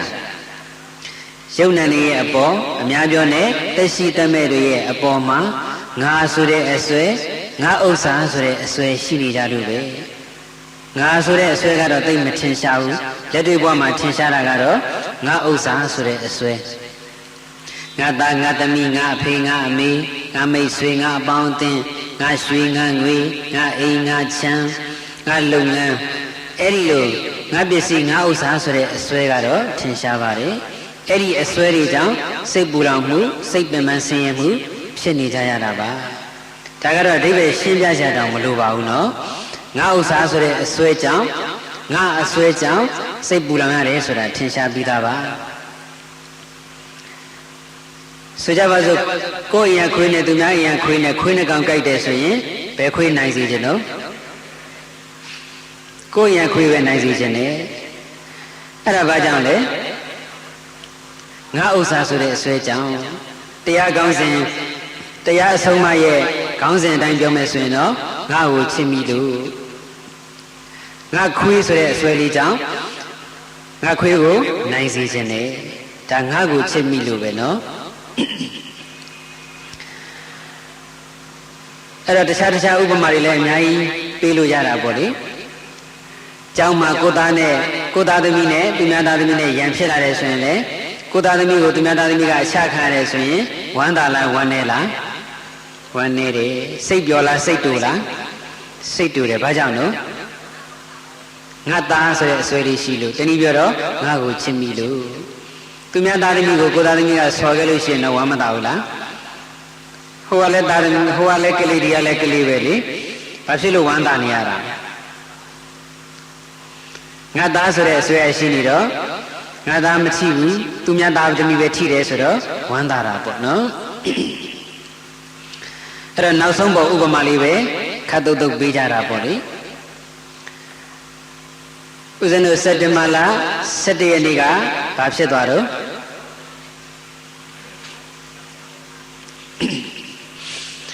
အမေရိကန်နိုင်ငံနယူးယောက်မြို့က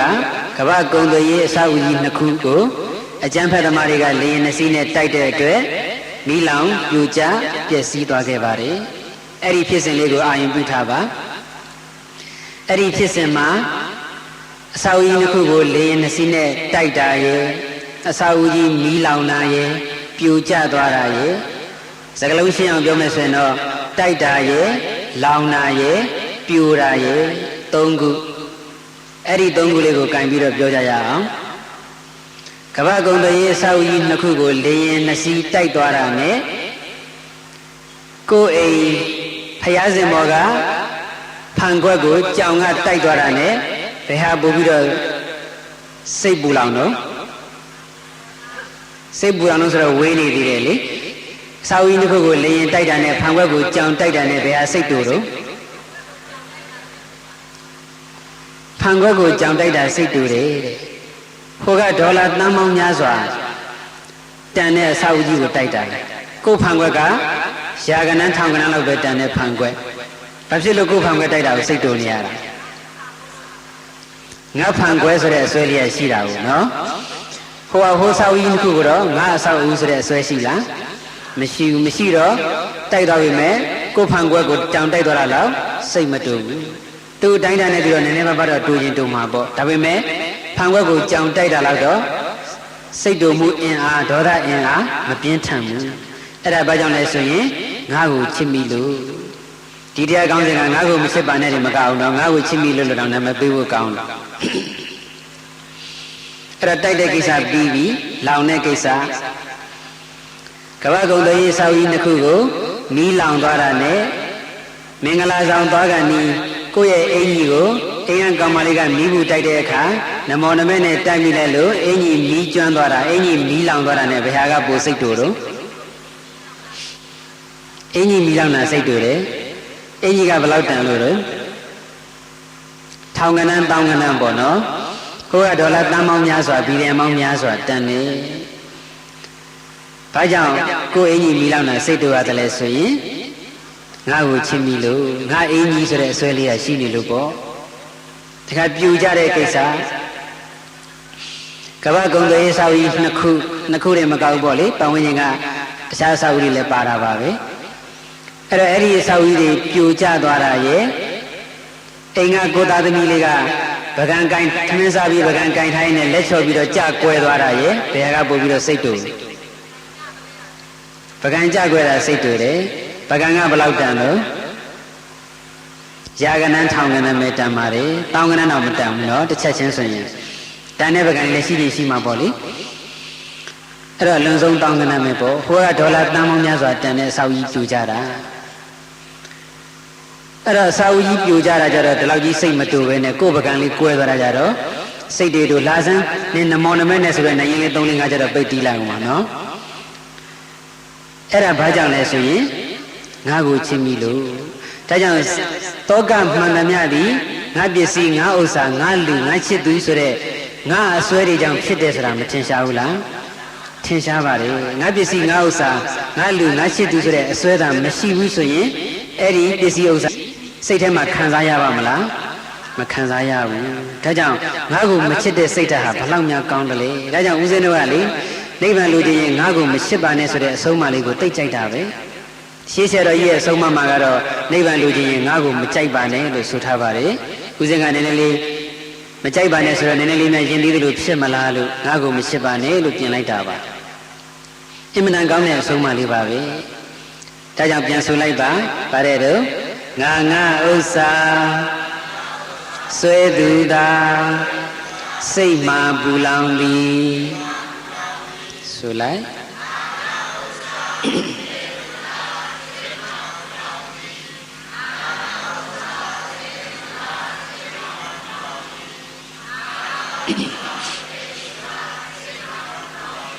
ဆွဲသူမှားမဟုတ်ဘူးနော်ဆွဲသူသာငါဥစ္စာဆွဲသူသာစိတ်မှပူလောင်သည်နောက်တစ်ခုဆက်ဆိုမဆွဲမပူငြိမ်းအေးသူဘိက္ခုခေါ်တွင်သည်မဆွဲမပူငြိမ်းအေးသူဘိက္ခုခေါ်တွင်သည်ဆိုလိုက်ပါ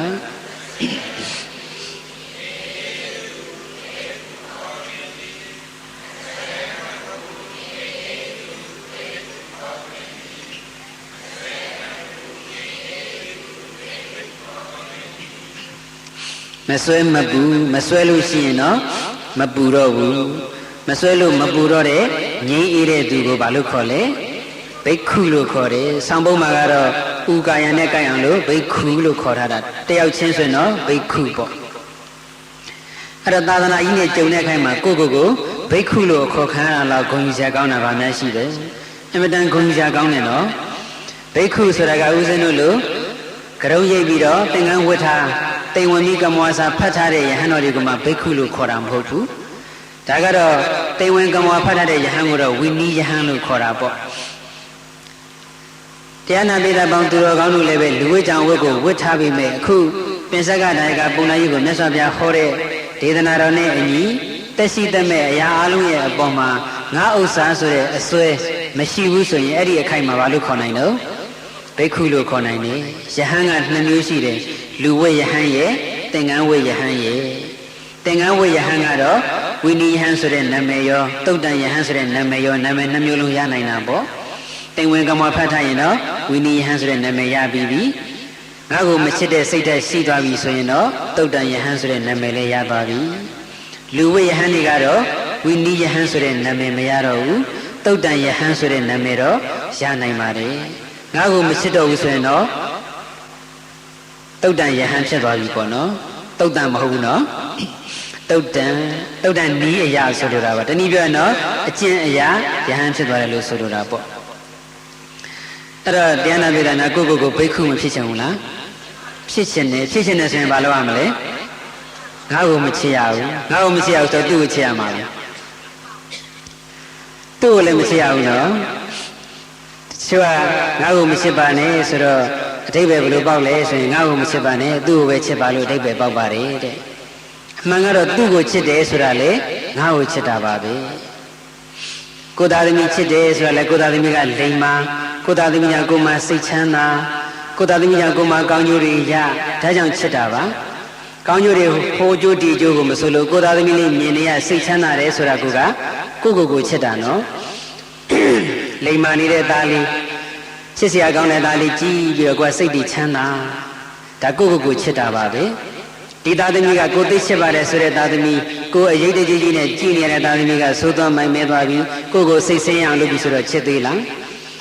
ဒါကြောင့်သတင်းစာတွေမှာသားသမီးဖြစ်မှဆွန့်လွတ်ခြင်းတို့သားဖြစ်မှဆွန့်လွတ်ခြင်းသမီးဖြစ်မှဆွန့်လွတ်ခြင်းဆိုတာတွေပါတာအမြဲတမ်းချစ်နေတယ်ဆိုရင်တော့ဆွန့်လွတ်ပါအောင်လားမဆွန့်လွတ်ဘူးအဲ့တော့မိဘကသားသမီးကိုချစ်တယ်ဆိုတာလေတခြားမေတ္တာတရားတွေဘာတွေကိုတော့မဆိုလိုဘူးဒီတရားဓမ္မရှုထောင့်နဲ့တရားကြည့်လိုက်တဲ့အခါကျတော့ကိုချစ်တာပါသားသမီးကိုကြည့်ပြီးစိတ်ချမ်းသာတာပေါ့ကလေးလေးမွေးကင်းစားလာသားရွယ်လေးဒီတရားရည်ကြည့်ပြီးတော့လည်းမိဘတွေကစိတ်ချမ်းသာဘူးလားအဲ့တော့ကိုစိတ်ချမ်းသာလို့ချစ်တာနော်ငါ့ကိုချစ်တာပဲ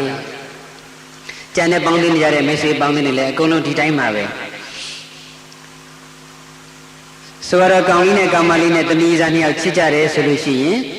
်ပြောမှာကတော့ကောင်လေးကလည်းကောင်မလေးကိုသိချစ်တာပဲကောင်မလေးကလည်းကောင်လေးကိုသိချစ်တာပဲလို့ပြောမှာပဲတကယ်တော့ကောင်လေးကဘယ်လိုချစ်တာတော့သူ့ကိုယ်သူပဲချစ်တာကောင်မလေးကိုမြင်နေရရင်စိတ်ချမ်းသာတယ်ကောင်မလေးကိုယ်နာမှရှိနေရင်စိတ်ချမ်းသာတယ်ကောင်မလေးနဲ့အတူတူစကားပြောနေရရင်စိတ်ချမ်းသာတယ်ကိုယ်စိတ်ချမ်းသာလို့သူ့ကိုချစ်တာပါကောင်မလေးကိုချစ်နေတာဒီပင်လည်းတကယ်တော့ကိုယ့်ကိုယ်ချစ်နေတာပဲကိုချစ်ပါတယ်ဆိုတဲ့ကောင်မလေးကတခြားတရားရောက်နေတွဲသွားတာကိုကမြင်ပြီးဆိုလို့ရှိရင်တော့ချစ်နိုင်သေးလားမချစ်နိုင်ဘူးဆက်ချစ်နိုင်လည်းပဲထောင်းပေါ်စိတ်တွေဆိုပြီးတော့ပောက်ကွဲမယ်ရန်နေဖြစ်မယ်ဘယ်လိုမှညှိနှိုင်းလို့မရတော့ဘူးဆိုတော့လမ်းခွဲကြမှာပါပဲဒါကိုကြည့်လိုက်ရင်လည်းတကယ်တော့သူ့ကိုချစ်တာမဟုတ်ဘူးကိုယ့်ကိုချစ်တာဆိုတာမထင်ရှားဘူးလားထင်ရှားပါတယ်နေကောင်းရက်သားတွေရွေးပြီးတော့ထိမ်းမြလက်ထပ်ထားတဲ့ဇနီးမောင်နှံတွေလည်းပဲသဘောထားမတိုက်ဆိုင်လို့ပြီးတော့ကွဲကြပြဲကြတာတွေမရှိဘူးလားရှိတယ်အဲ့ဒါတွေကိုကြည့်လိုက်ခြင်းအဖြစ်လည်းတကယ်တော့ကိုယ်ဇနီးကိုခင်မုန်းကိုချစ်တာမဟုတ်ဘူးကိုယ့်ကိုချစ်တာဆိုတာမပေါ်လွင်ဘူးလားပေါ်လွင်ပါတယ်တကယ်တော့သူ့ကိုချစ်တယ်ဆိုတာလည်းကိုယ့်ကိုချစ်တာပါပဲအဲ့တော့ငါ့ကိုမချစ်ပါနဲ့လို့ဆိုလိုက်ရင်တက်ရှိအားလုံးတက်မဲ့အားလုံးဘယ်အရာကိုမှမချစ်ဖို့လဲဆိုလိုပါတယ်ဒါပေမဲ့ဦးဇင်းတို့ငါ့ကိုမချစ်ပါနဲ့ဆိုတဲ့စကားလုံးတွေကမချစ်ပါနဲ့ဆိုတာကဖိုလူဒီလူကိုမချစ်ပါနဲ့လို့ဆိုလိုတာမဟုတ်ဘူးနော်ငါ့ကိုဆိုတာငါပစ္စည်းငါဥစ္စာငါလူငါချစ်သူတနည်းပြောရင်ငါတက်ရှိငါတက်မဲ့အဲ့ဒီငါအစွဲလေးကိုမချစ်နဲ့လို့ဆိုလိုတာနော်ဒီငါအစွဲလေးကိုအကြောင်းပြုပြီးတော့မှကျန်တဲ့ကိလေသာတွေကလည်းဖြစ်လာကြတာပါလူတယောက်ကိုငါလူငါချစ်သူငါခင်ရမဲ့သူလို့စိတ်ထဲကနေတတ်မှတ်လိုက်တာကဒီငါအစွဲလေးအဲ့ဒါလေးကလည်းတဏှာပါပဲပြီးတော့မှသူ့ဘောမှာချစ်သွားတာကြတော့ဒီငါအစွဲတဏှာကိုအကြောင်းပြုပြီးတော့ဆင်ပွားဖြစ်လာတဲ့တဏှာနော်အဲ့တော့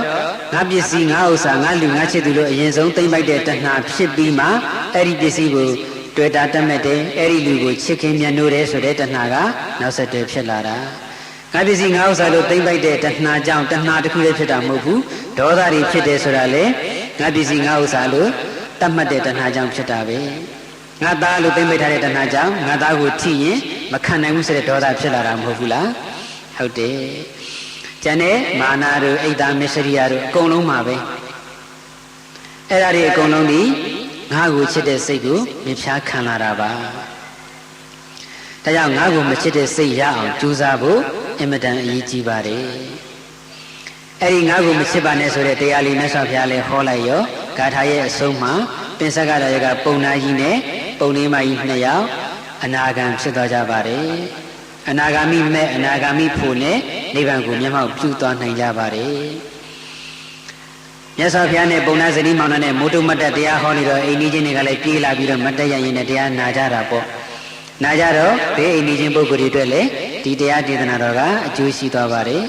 ်တချို့သောတာပန်ဖြစ်တယ်တချို့သာဂရကံဖြစ်တယ်စသည်အဖြစ်တရားဓုတရားမြတ်တွေရသွားကြတယ်တရားဓုတရားမြတ်မရဘူးထားအောင်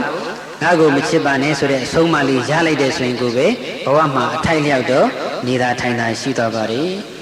တရားနာပိသပေါင်းသူတော်ကောင်းတို့နိဗ္ဗာန်လိုချင်ရင်ငါ့ကိုမချစ်ပါနဲ့ဆိုတဲ့အဆုံးအမလေးကိုအခုကြားလိုက်ရတော့အရင်လဲကြားဖို့မှာပါပဲအခုကြားလိုက်ရတယ်ဆိုတော့မဉ္ဇဉ်ဖုန်ဉဏ်နေနဲ့ငါ့ကိုချစ်တဲ့စိတ်ကိုမပယ်တတ်နိုင်သေးတောင်မှအတိုင်းတာတစ်ခုတည်းတော့စိတ်မအေးချမ်းသွားဘူးလားအေးချမ်းသွားတယ်။အော်ဟုတ်တာပဲနိဗ္ဗာန်လိုချင်ရင်ငါ့ကိုမချစ်ပါနဲ့မှန်လိုက်တာငါ့ကိုချစ်လို့ငါပစ္စည်းငါဥစ္စာငါလူငါချစ်သူဆိုတဲ့အစွဲတွေကြောင့်ငါစိတ်တွေပူလောင်နေရတာပါလားငါစိတ်တွေပင်ပန်းဆင်းရဲနေရတာပါလားဒီငါအစွဲလေးသာမရှိဘူးဆိုရင်အင်မတန်အေးချမ်းမှာပဲဟုတ်လိုက်တာနဲ့အဲ့ဒီလိုတရားသဘောလေးကိုသုဒ္ဓမယဉာဏ်နဲ့သိခွင့်ရတယ်ဆိုရင်ပဲစိတ်ကပူပန်မှုတွေအထိုက်လျောက်လျော့သွားပါတယ်အတိုင်းတာတစ်ခုထိစိတ်အေးချမ်းသွားပါတယ်ကိုဘာလုပ်ရမယ်ဆိုတဲ့လမ်းလေးလည်းပွင့်သွားပါတယ်တကယ်တမ်းငါ့ကိုမချစ်တဲ့စိတ်ဓာတ်ကိုရမှာကတော့မဲ့ဖို့ရမှာပါပဲ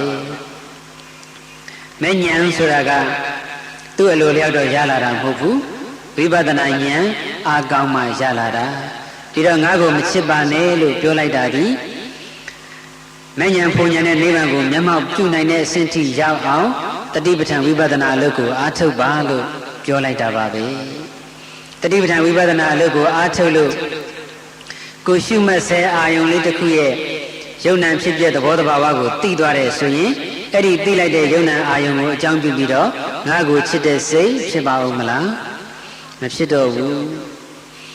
ဆိုတော့မြင်နေတဲ့အဆင်းလေးတစ်ခုကိုမြင်နေလို့မှန်တယ်လို့မဆိုလိုပါဘူးเนาะတချို့ပုဂ္ဂိုလ်တွေကတော့လည်းမြင်တယ်လို့မှတ်တယ်တချို့ကလည်းမြင်တဲ့ဟာကိုရုပ်လို့မှတ်တာရှိတယ်နာမ်လို့မှတ်တာရှိတယ်ရုပ်နာမ်လို့မှတ်တာရှိတယ်တချို့လည်းဖြစ်ပျက်လို့မှတ်တာရှိတယ်မြင်တယ်လို့ပဲမှတ်ရုပ်နာမ်လို့ပဲမှတ်ဖြစ်ပျက်လို့ပဲမှတ်ပြက်ပြက်လို့ပဲမှတ်ရှင်တယ်လို့မှတ်ဘာမှမမှတ်ဖ ೇನೆ ကြည်ုံမဲ့ကြည်နေအရေးကြီးဆုံးကတော့မြင်တဲ့သဘောလေးကိုသိနေဖို့ပါပဲမြင်တဲ့အစင်းလေးကိုမြင်တယ်လို့မှတ်နေတဲ့အခိုက်မှာမြင်တဲ့သဘောလေးကိုတိကျသိအောင်ကြည့်နေရမယ်မြင်တဲ့သဘောလေးကိုတိကျသိအောင်ကြည့်ဆိုတော့တချို့ယောဂီများကမြင်စရာအစင်းလေးထင်ရှားမယ်တချို့ယောဂီများကလည်းမြင်တတ်တဲ့မျက်စိပတာရာလေးထင်ရှားမယ်တချို့ယောဂီများကလည်းအစင်းနဲ့မျက်စိနဲ့ဆုံလိုက်လို့ပေါ်လာတဲ့မြင်သိစိတ်ကလေးထင်ရှားမယ်တခုခုထင်ရှားတတ်ပါတယ်တချို့လည်းနှစ်ခုသုံးခုဒီတိုင်းနဲ့ထင်ရှားခြင်းထင်ရှားမယ်ပေါ့ညာအားမကောင်းသေးဘူးဆိုရင်တော့တခုခုပဲထင်ရှားတတ်ပါတယ်အစင်းထင်ရှားရင်လည်းအစင်းလေးမှပဲစိတ်ကိုကတ်ထားပြီးတော့မြင်တယ်လို့မှတ်နေပါမျက်စိလေးပဲမှလည်းလိုက်ရှာမနေနဲ့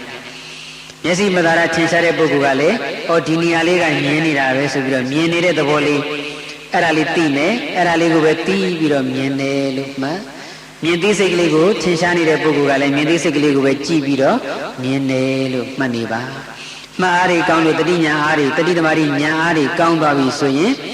တစ်ခုမြင်နေရကနေနှစ်ခုမြင်နေရကနေသုံးခုမြင်သွားပါလိမ့်မယ်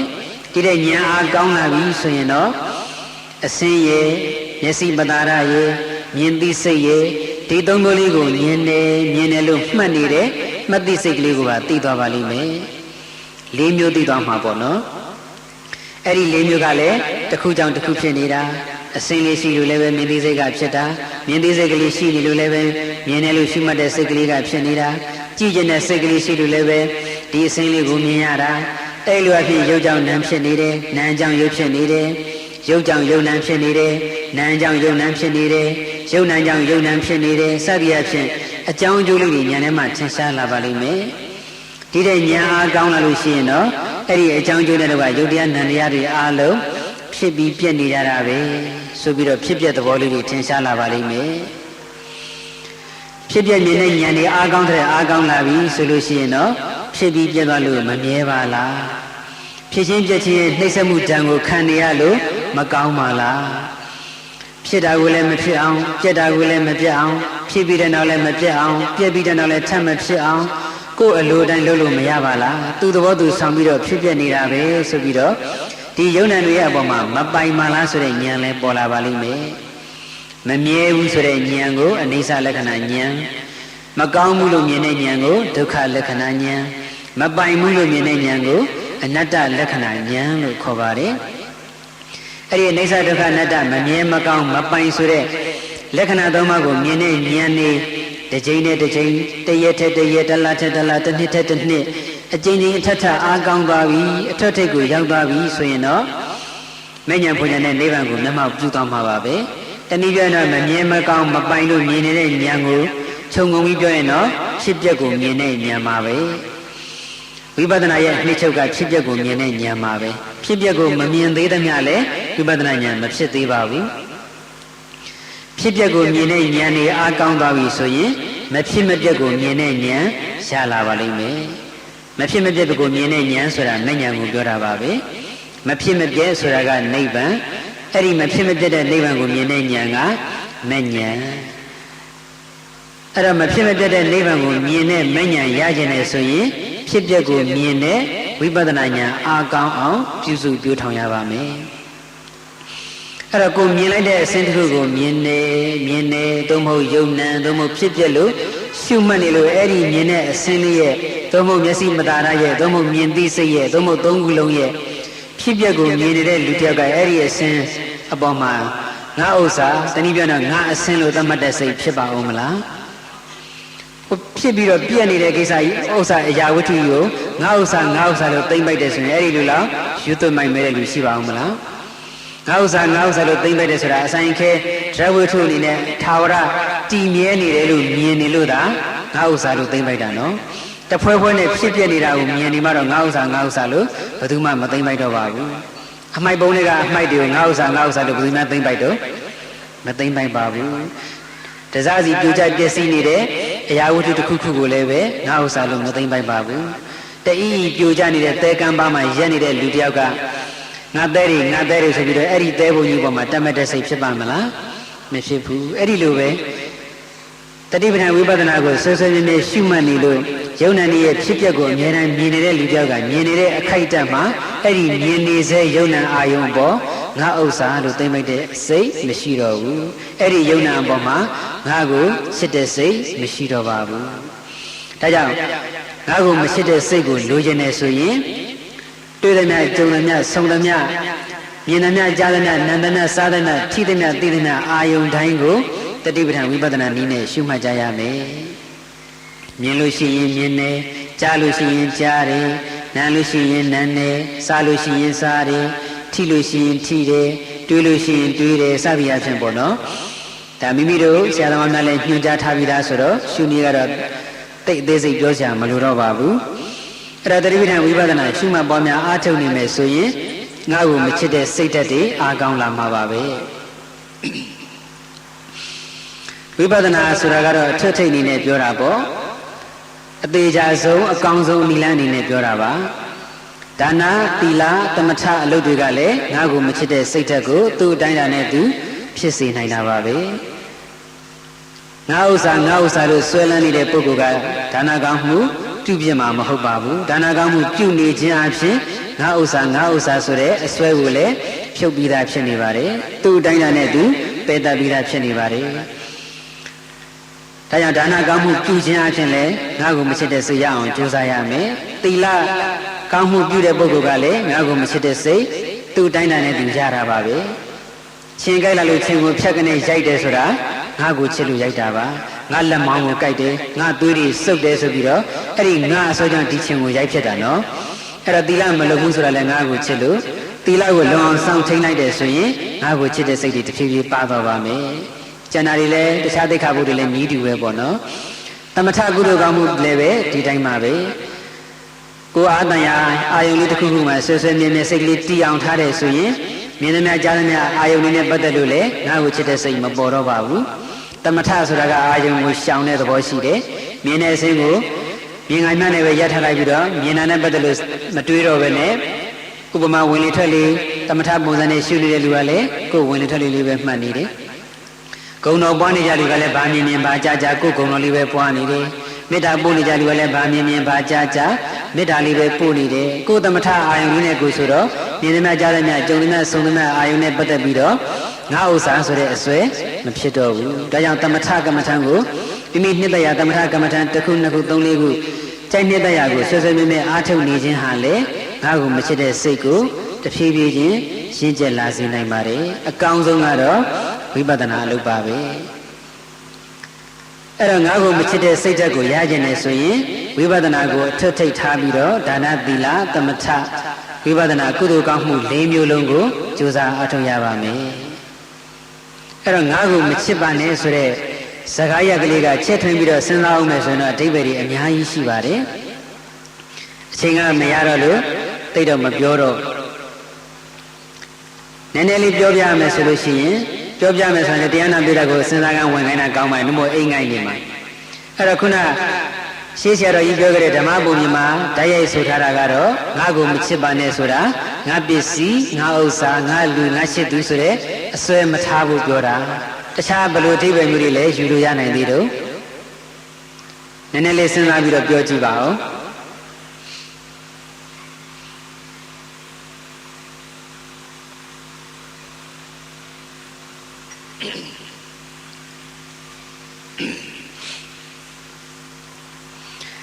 ငါအကျိုးငါစီးပွားဖြစ်ရင်ပြီးရောငါအတွက်ငါဖို့အကျိုးရှိရင်ပြီးရောဆိုတဲ့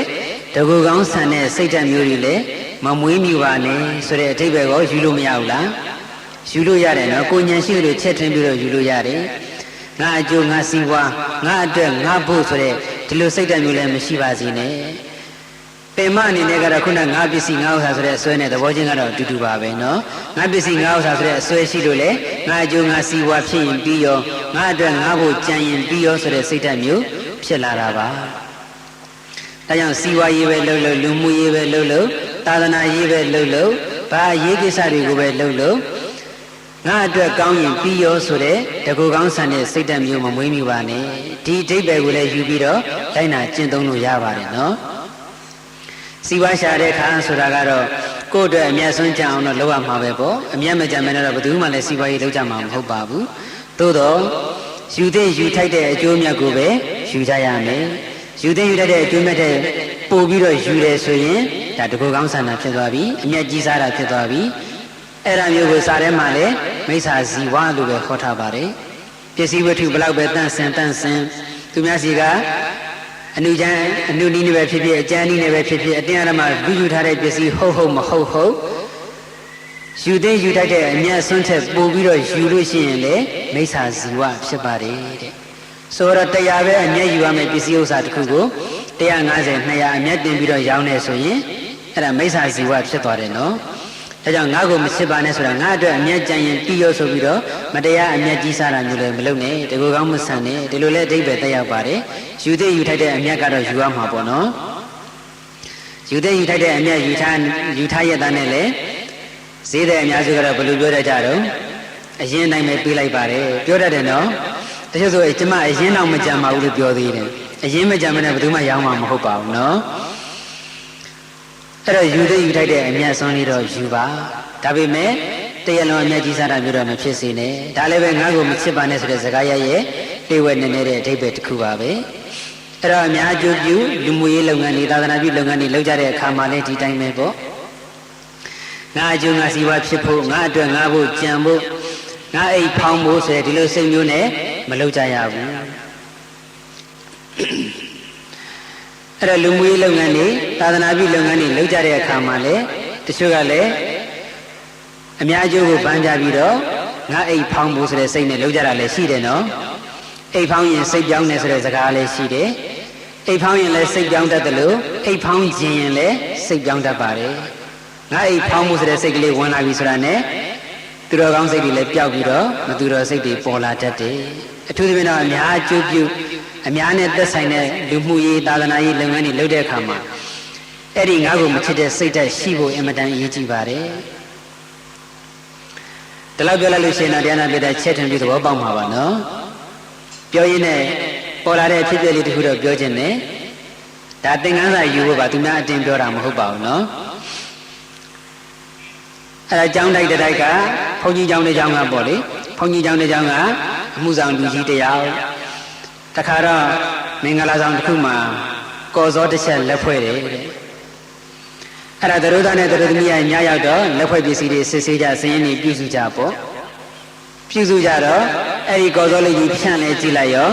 ကော်စောလေးရဲ့နောက်မှာအဲ့ဒီကျောင်းတိုက်ရဲ့နာမည်ထိုးထားတာသွားတွေ့တယ်ကဲဘယ်လိုလုပ်ရောက်သွားတာတော့သဘောပေါက်ပါတယ်နော်အသေးစိတ်မပြောပြစီနဲ့အဲ့ဒါဘုန်းကြီးကျောင်းကကော်စောကမှုဆောင်လူကြီးအိမ်ရောက်အဲ့ဒီမှုဆောင်လူကြီးကအဲ့ဒီကော်စောမှာနာမည်ထိုးထားတာတေချာမစစ်ဖက်နဲ့မင်္ဂလာဆောင်တော့လက်ဖွဲ့လိုက်တော့အဆက်တကွဲအကျိုးနဲ့ဖြစ်ရတာပေါ့ဒါကြောင့်ငါ့ကိုမချစ်ပါနဲ့ဆိုတာကိုယ့်အတွက်ကိုယ်တာကိုယ်စီဝါရေးလုပ်တဲ့အခါမှာလေငါအကျိုးရရင်ပြီးရောဆိုတဲ့မတော်မတရားစိတ်တကူကောင်းဆန်တဲ့စိတ်မမွေးပါနဲ့အများအကျိုးပြုလူမှုရေးသာသနာရေးလုပ်ငန်းတွေလုပ်တဲ့အခါမှာလေငါအိတ်ဖောင်းအောင်ငါအိတ်ပြည့်အောင်ဆိုတဲ့စိတ်မျိုးမမွေးပါနဲ့ဒီအဓိပ္ပာယ်လည်းမသက်ရောက်ဘူးလားသက်ရောက်တယ်အမှန်တန်ကောင်းပါတယ်နော်ငါ့ကိုမချစ်ပါနဲ့ငါအတွက်ကြီးပဲမကြည့်ပါနဲ့ငါဘို့ကြီးပဲမကြည့်ပါနဲ့နောက်လည်းဗာတိပဲယူရသေးတယ်အဲ့ဒါဖြစ်ဖြစ်တစ်ခုခုပြဿနာတစ်ခုခုကြုံလာတဲ့အခါမှာလေငါအတွေ့ခေါ်အယူဆမှမှန်နေငါအကြံဉာဏ်ဆုံးဖြတ်ချက်မှမှန်နေငါပြောတာမှမှန်နေငါလုပ်တာမှမှန်နေငါကြံစီတာမှမှန်နေလို့အဲ့ဒီလိုစိတ်မျိုးလေမမွေးနဲ့ဆိုတဲ့အဓိပ္ပာယ်မသက်ရောက်ဘူးလားသက်ရောက်ပါတယ်တချို့ကဖြစ်ဖြစ်တစ်ခုခုအများနဲ့သက်ဆိုင်တဲ့အဖြစ်ဖြစ်တစ်ခုခုဖြစ်လာပြီဆိုရင်ငါအတွေ့ခေါ်ငါအယူဆမှမှန်နေငါအကြံဉာဏ်ငါဆုံးဖြတ်ချက်မှမှန်နေငါအယူဆတိုင်းလုပ်ငါစန္ဒအတိုင်းလုပ်ငါရည်ရွယ်ချက်တိုင်းလုပ်ဒီလိုပြောတတ်ကြတယ်တ အဲ့လိုစိတ်မျိုးလည်းမမွေးပါနဲ့တဲ့ကိုရေးကိုယ်တာနဲ့သက်ဆိုင်တဲ့ကိစ္စဆိုရင်တော့ငါတွေးခေါ်ယူဆမှမှန်နေငါအကြံဉာဏ်ငါဆုံးဖြတ်ချက်မှမှန်နေဆိုတဲ့စိတ်နဲ့လှုပ်ချင်လှုပ်ပေါ့သူတစ်ပါးရဲ့ကိုရေးကိုယ်တာဆိုရင်တော့ငါတွေးခေါ်ယူဆမှမှန်နေငါအကြံဉာဏ်ငါဆုံးဖြတ်ချက်မှမှန်နေဆိုတဲ့စိတ်မျိုးမမွေးပါနဲ့ငါစံတာအတိုင်းပဲသူတစ်ပါးဖြစ်ရမယ်ဆိုတဲ့စိတ်မျိုးမမွေးပါနဲ့အဲ့ဒီအတိတ်ပဲဟောယူလို့မရဘူးလားရပါတယ်ငါ့ကိုမချစ်ပါနဲ့ဆိုတဲ့စကားရပ်ကအတိတ်ပဲအများကြီးယူလို့ရပါတယ်အကြောင်းအရာဖြစ်တဲ့အခြေအနေတွေကြုံရင်ကြုံလာသလိုအခြေအနေချိန်ခါလျော်စွာငါ့ကိုမချစ်ပါနဲ့ဆိုတဲ့အဆုံးအမလေးကိုကိုဉာဏ်ရှိသလိုချက်ထွင်နှလုံးသွင်းပြီးတော့လိုက်နာကျင့်သုံးနိုင်ပါတယ်အဲ့ဒီတော့ငါစန္ဒငါယူဆငါဆုံးဖြတ်ချက်မှမှန်နေဆိုတဲ့ငါ့ကိုချစ်တဲ့စိတ်ကိုလည်းပယ်တတ်နိုင်အောင်ကြိုးစားပါသူစန္ဒကိုစန္ဒနှစ်ဖက်မျှအောင်ကြည်တတ်တဲ့စိတ်မျိုးမွေးရမှာပေါ့ငါအတွက်ကြိုးရှိရင်ပြီးရောငါ့ဖောင်းရင်ပြီးရောဆိုတဲ့စိတ်မျိုးလည်းပဲမမွေးပါနဲ့ဆိုတဲ့အဓိပ္ပာယ်နဲ့ငါ့ကိုမချစ်ပါနဲ့ဆိုတဲ့အဆုံးအမလေးကိုနှလုံးသွင်းပါအဓိကအထွတ်ထိပ်အနေနဲ့ကတော့တက်ရှိတတ်မဲ့ပုဂ္ဂိုလ်တ attva အရာဝတ္ထုအလုံးရဲ့အပေါ်မှာယုတ်တရားနံတရားရဲ့အလုံးရဲ့အပေါ်မှာငါပစ္စည်းငါဥစ္စာငါလူငါချစ်သူဆိုတဲ့အစွဲမျိုးမရှိအောင်လဲကြိုးစားအထောက်ပါအဲ့ဒီငါပစ္စည်းငါဥစ္စာငါလူငါချစ်သူဆိုတဲ့အစွဲကင်းမှုအတွက်နိဗ္ဗာန်ကိုဥတည်တဲ့ဒါနာသီလသမထဝိပဿနာကုသိုလ်ကောင်းမှု၄မျိုးကိုအရှိန်အဟုန်ကောင်းကောင်းအင်အားပါပါစွန့်ရည်ပြည့်ပြည့်နဲ့ကြိုးစားအားထုတ်ကြပါကြိုးစားအားထုတ်နိုင်ကြပါစေကြိုးစားအားထုတ်နိုင်ကြတဲ့အတိုင်းလည်းပဲဝိပဿနာဉာဏ်တွေအစဉ်စဉ်တက်မဉဏ်ဘုံဉာဏ်တွေအစဉ်စဉ်တက်ပြီးတော့နိဗ္ဗာန်ချမ်းသာကိုဒီဘဝဒီခန္ဓာနောက်ဆုံးဖြစ်နေမျက်မှောက်ပြုနိုင်ကြပါစေလို့ဆုတောင်းရင်းနဲ့ဦးဇင်းတို့ရဲ့ငါကိုမချစ်ပါနဲ့ဆိုတဲ့တရားကိုဒီနေရာမှာပဲညီကုန်းချုပ်ပါတော့မယ်တရားနာပေးသမျှအားလုံးလက်ဥချီထားကြပါအရေးကြီးဆုံးစကားတစ်ခွန်းနဲ့တရားညီကုန်းချုပ်ပါမယ်အပမဒိနတံပါဒိထာအပမဒိနမမိတ်မလျောမပေါ့မဆပြင်းပြထက်တန်မှန်ကန်သောတတိတရားဖြင့်တံပါဒိထသီလသမာဓိပညာဥဆွတ်သောသိက္ခာ၃ပါးတို့ကိုကိုယ်စီကိုယ်ငါပြည့်စုံအောင်ကြိုးစားအားထုတ်နိုင်ကြ